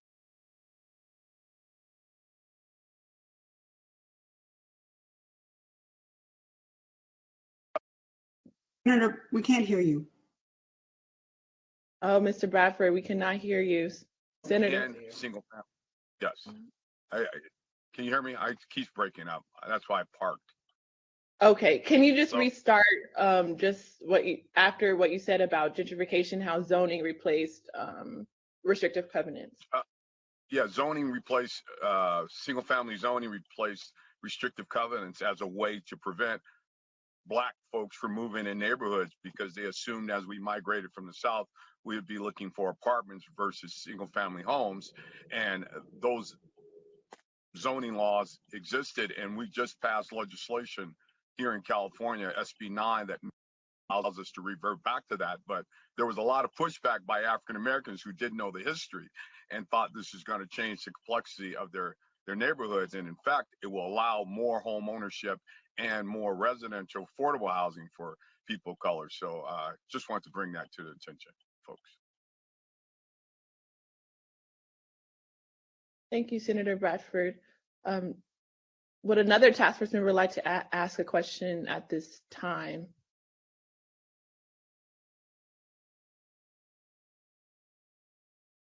Member Holder? Yeah, I do have a question. I'm afraid I'm about to be cut off because I'm losing power, but I'll give it a try. And if I get cut off, I'll dial back in. I have a question for Dr. Johnson. And I want to just thank all of you for your incredible contributions to what we're trying to do here. And your comments are very powerful and useful for this process. So Dr. Johnson, I very much appreciated your perspective. I wanted to also, I know that you focused on structure, on making structural changes to increase access to educational opportunity. I also wanted to have you comment on the content of the curriculum and what changes need to be made to curriculum content to increase inclusiveness of curriculum, to increase the representation in terms of education and critical thinking, and to move away from Eurocentric content to content that centers the experience of the experience and the contribution of people of color throughout history. What impact do you think that would have in tandem with the infrastructure changes that you talked about in terms of increasing opportunity for all in the education system? Can't hear you.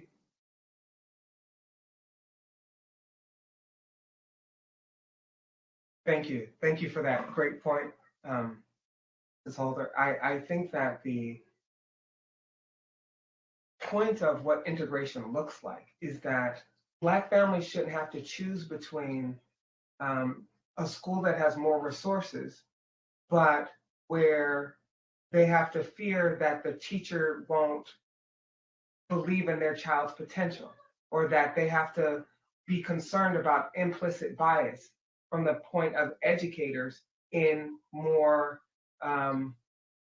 integrated spaces. Meaning, what we're really trying to say is a multicultural curriculum is required, that diversity is here to stay. So, when we're talking about what are the ingredients to prepare kids for the diverse world that they inhabit, it means that they have to be exposed to not Black people as the subjects of slavery, but rather the amazing contributions of Black inventors, the innovation, in other words, our best parts are not defined by how we have been treated, but the curricular aspects talk about King, but not the way King challenged a lot of the ideas around the structure. So I think when I'm talking about structural racism,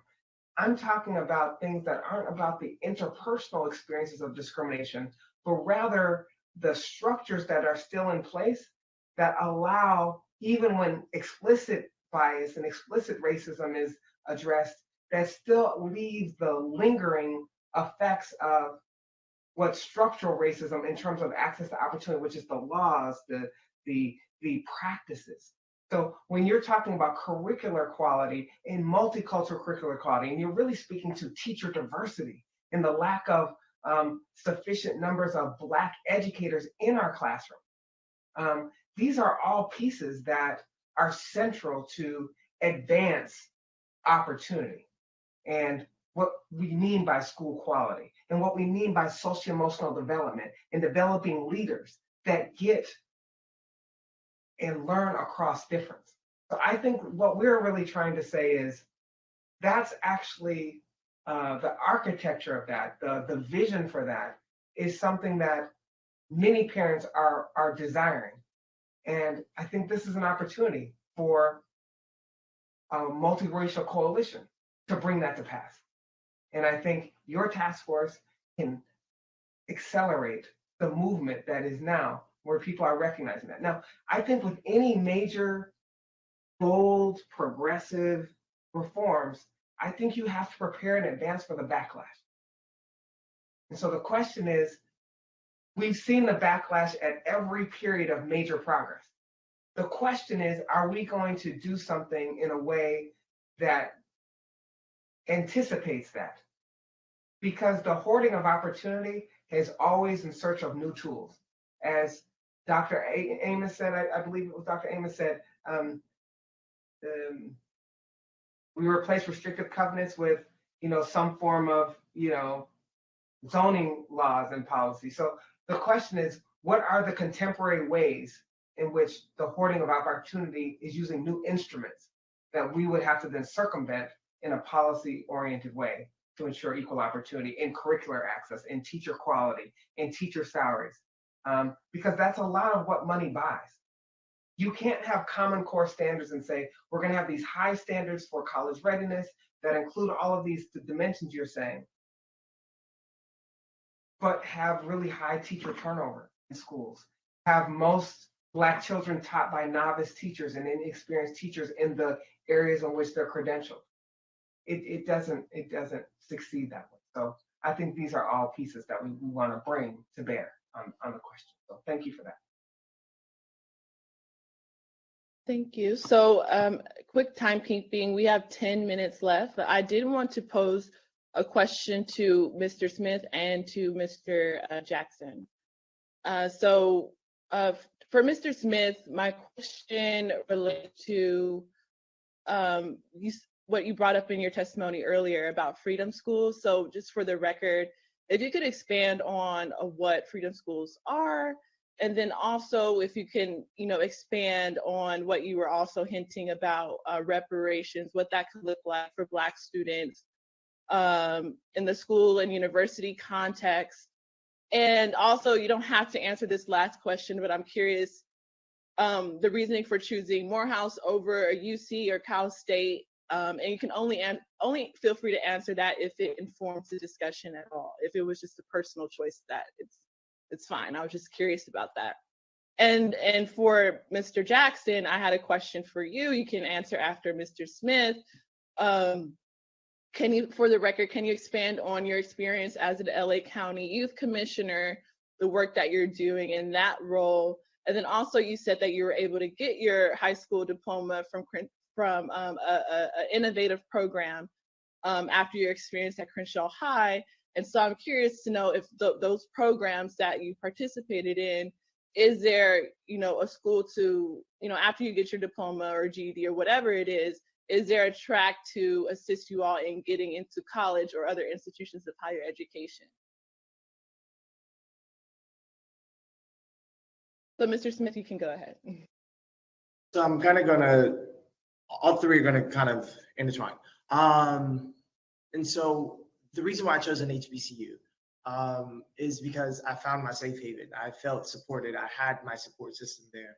I did not see that as much as I wanted to go to Berkeley, as much as I wanted to go to UCLA, I did not see that. Initially, I was kind of kept out because of the SAT. And then if I was to go, I have friends who now go and who have gone on to Berkeley and gone on to UCLA, and they don't have the support. Here at Morehouse, I do have the support. If I went to Howard, I would have had the support. If I went to any other HBCU, I would have had the necessary support, the cultural support. Everything would have been, I would have been at home. I would have been able to been educated, but also still maintain my social life as well. UCLA, I wouldn't have been able to do that. Cal State, yes, I would have been able to do that. However, I just didn't feel like I wanted, well, the programs that I wanted in sociology, I wanted to go to UCLA or Berkeley for specifically, but Morehouse was my best option. You had a question in regards to Freedom Schools. Freedom Schools started way back in the day where Black folks, during the civil rights movement, and it probably predates this, honestly, well, the model at least predates the civil rights movement, but it's where currently we have Chosen Defense Fund, has Freedom Schools, which is a six-week long program during the summer, where folks go, we read books, K through 12th grade. We read books, we have folks come in and speak to us and read books. We have a whole bunch of, I think someone raised their hand. I think Vice Chair Brown, he might have raised as a time thing, but. Oh, okay. Oh, wait, Vice Chair Brown, did you want to say something? You're on mute. Excuse me, I couldn't resist not raising my hand because my fellow Morehouse man is part of a movement that evolved out of the summer of 1964, when Julian Bond, Marion Wright Edelman, Bob Moses, and others in the Mississippi Delta, where Blacks terrorized and even murdered because they wanted to vote. And Reverend George Washington Lee was the first martyr of that era. On May the 7th, 1955, was on his way home, and members of the Ku Klux Klan shot his jaw off. He died before he could get to the hospital. He was president of the Belzoni branch of the NAACP. It was in that culture, it was in that hotbed in the Mississippi Delta where Marion and Julian and others picked up and said, we're going to continue to fight for the right to vote. But these white people are so racist that they've asked Blacks such crazy questions as how many bubbles are there in a bar of soap, or how many windows are in the courthouse to qualify to vote. And out of that summer, where they discovered that many of the Blacks did not really know how to read or write, Mary Wright Edelman and Julian and others said, well, we're going to teach our people. And the freedom schools were established. But after the movement of that 1964 period was over, Marion said, we need to look at these urban communities where Black children are too far behind because of a lack of opportunity for quality education in these urban schools. And out of that passion, out of that concern and that vision, freedom schools continued. And I'm proud to say that Third Baptist Church of San Francisco now for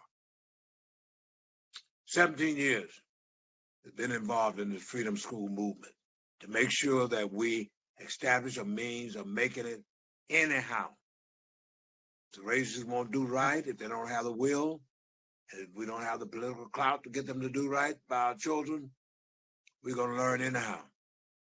And that's what one man named John Bear Meacham did in 1827 in St. Louis, Missouri. What happened when St. Louis said no blacks could read? If they're caught reading, they're caught writing, they'll be beaten. What did the carpenter, John Bear Meacham, do? He, as a carpenter, built a steamboat and said, I'm going to put a steamboat on the Mississippi River, and he opened up a library and a school and floated over to Illinois, around the free states. And they learned anyhow. And his first student was John Turner, who was the founder of Lincoln University, the oldest higher education black institution in the state of Missouri. So it got me excited to start talking about what we've done in spite of what's been thrown at us. Yes, We sir. still have the will and the passion to say we ain't gonna let nobody turn us around or stop us from excelling. 2-3 sentences. Ms. Edelman and I spoke heavily about Freedom Schools and the creation of it. And she basically said that it's something that it's a model, it's a teaching model, or pedagogy that you in curriculum that you can take and apply to any situation. It doesn't have to be within the confines of a school, but it's just a model that is very culturally responsive. And so I think for me, that's something that when I think of liberation, that's what it looks like to me. And so that's where you're politically engaged and politically informed. That's something that's near and dear to me. Second thing that you asked was, what is reparations? Yes, what is reparations? Yeah, what does reparation looks like in the collegiate sector? It's simply making sure that Black students have the resources that are necessary for them to succeed and for them to be in this space and, like I said, already succeed. And so having access to mental health, having access to dental, having access to eye care, having insurance, having scholarship opportunities, finances not being an issue when we get here, and making sure that professors also are culturally responsive and understanding. And so I think that's what reparations look like. Thank you, Mr. Smith. And now LA County Youth Commissioner, Mr. Jackson. If you need me to reiterate the question, feel free, but if not, go ahead. You ain't gotta be so formal. Thank you though. Let's call it. Yeah, so the school that I went to was called Free LA High School. It's held within Youth Justice Coalition, where I also work at as a youth organizer and the youth outreach coordinator. It's called it's an alternative high school. You can also get your GED there too. We have virtual classes and we have on-campus classes too. We're held within the old courthouse building that we took over in 2017, and we forced to close down in like 2012. And yeah, and we renovated it, and we do a whole lot of events there to let the community know about us. We give back food to the homeless, things like that. And there's legal clinics, and there's a second call. Other organizations also host it, and there's that high school. So yeah. And then I also was gonna say college. The question is, do they assist folks in the alternative higher education program? I mean, in the alternative high school program, do they assist with college matriculation? Oh, I mean, yeah, they do. But what you call it? Because it depends. Because we had a college coordinator. So right now we're just balancing, like we're just getting our college coordinators right now. Bring them back in. But yeah, we usually most 9 times out of 10, most of our students do be able to go to college. We help them apply for that too. For like community college, I was gonna go to college, but I kind of, I had to worry about other things. I had to worry about work, making money, helping my mama with the rent. But what you call? Oh yeah, so I was gonna be like, so the Youth Commission, it was established in 2020 by the Los Angeles County Board of Supervisors. The Youth Commission is the official youth advisory board to the county. We are a youth-led organization that promotes youth participation in county affairs and policy development. Our members have experience in the foster care, juvenile justice, and homeless system. Can y'all hear me? So we're Um, running out of time. So continue your thoughts, and then in your thoughts by summarizing what reparations will look like for you and people similarly situated as you, those who have gone through the school to prison pipeline track. all right. What you call it? Well, the commission also provides a forum for youth perspective, empowering commissioners to impact the system that are intended to serve and support them, their families, their communities. What you call it? We can be able to make recommendations to the board, county departments regarding policies, agency budgets, programs, and practices that impact children, youth, families, and their communities. Proposed to the board and county department new policies, programs, and services that would positively impact children, youth, families, and the communities. Annually identify at least 3 focus areas for concentrated review, analysis, and where appropriate commission involvement, and propose new legislations, advocate and provide recommendations to the board consistent with board policies regarding existing and proposed legislation impacting children, youth, families, and their communities. We represent 10 million youth behalf of LA County, and what I feel like appropriate reparations are like for us is everything that that Smith had mentioned before, and I had mentioned in my speech, and I feel like we're owed like a big debt of money. I can't put a amount on it, but when I searched it up, it was like 12 trillion. I feel like that's the smallest amount of where it can be started at. So yeah, that's it. Thank you so much, Commissioner Jackson and Mr. Smith, for answering those questions. I would just like to color the rationale quickly for why I asked the question about whether those alternative high school programs are offering college matriculation is this, because at one point at UCLA in the 1960s, there was a program called the UCLA High Potential Program, where they recruited leaders in the South Central community, like Bunchy Carter and John Huggins, who were once Black Panthers, leaders of the Black Panther Los Angeles chapter. They recruited people like that to fulfill ethnic studies types of classes. And then upon successful matriculation from those ethnic studies programs, they were able to gain admission to UCLA. And so that program was actually taken away in 1969 when Bunchy Carter and John Huggins were assassinated on UCLA's campus at Campbell Hall, January 17th, 1969. But there has been conversations about what would it look like to bring something like that back in order to honor folks like, Commissioner Jackson, who have obviously shown high potential in the event that they would like to, attend colleges and universities like UCLA and Berkeley. So that was the rationale behind my question. Okay, great. Yes. Thank you again to all of our panelists, Dr. Rucker Johnson, Dr. Stephen Menidian, Mr. Jackson, and Mr. Smith. On behalf of the task force and the members of the public, we learned so much from your expert and personal testimony.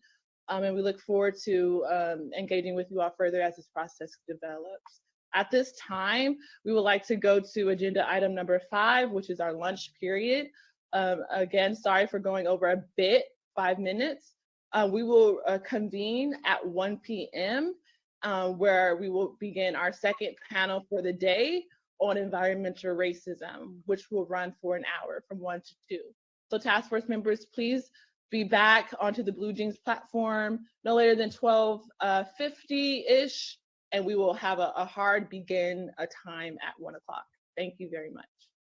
Thank you for your time. Appreciate the opportunity. Thank you. Thank you. Thank you. Mr. Johnson, can I please get your contact information? Yeah, Let's see. Okay, I'm going to tell you orally.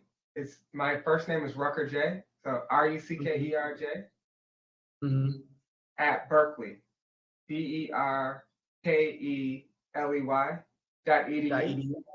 So send me a message now, and I'm going to send you back my cell phone, and then we'll figure out a time to do Zoom where we can connect. But I got good people there. I got people, colleagues of mine that are on the faculty there. So I definitely want to connect. And I'm just giving you my cell phone. Well, I feel like we're in a public space, but just it's recording. If you email me, then I'll give you the rest of Okay. Good to see Cindy Bradford too. All right. Good to see you, Steve. You too. And I love your poster.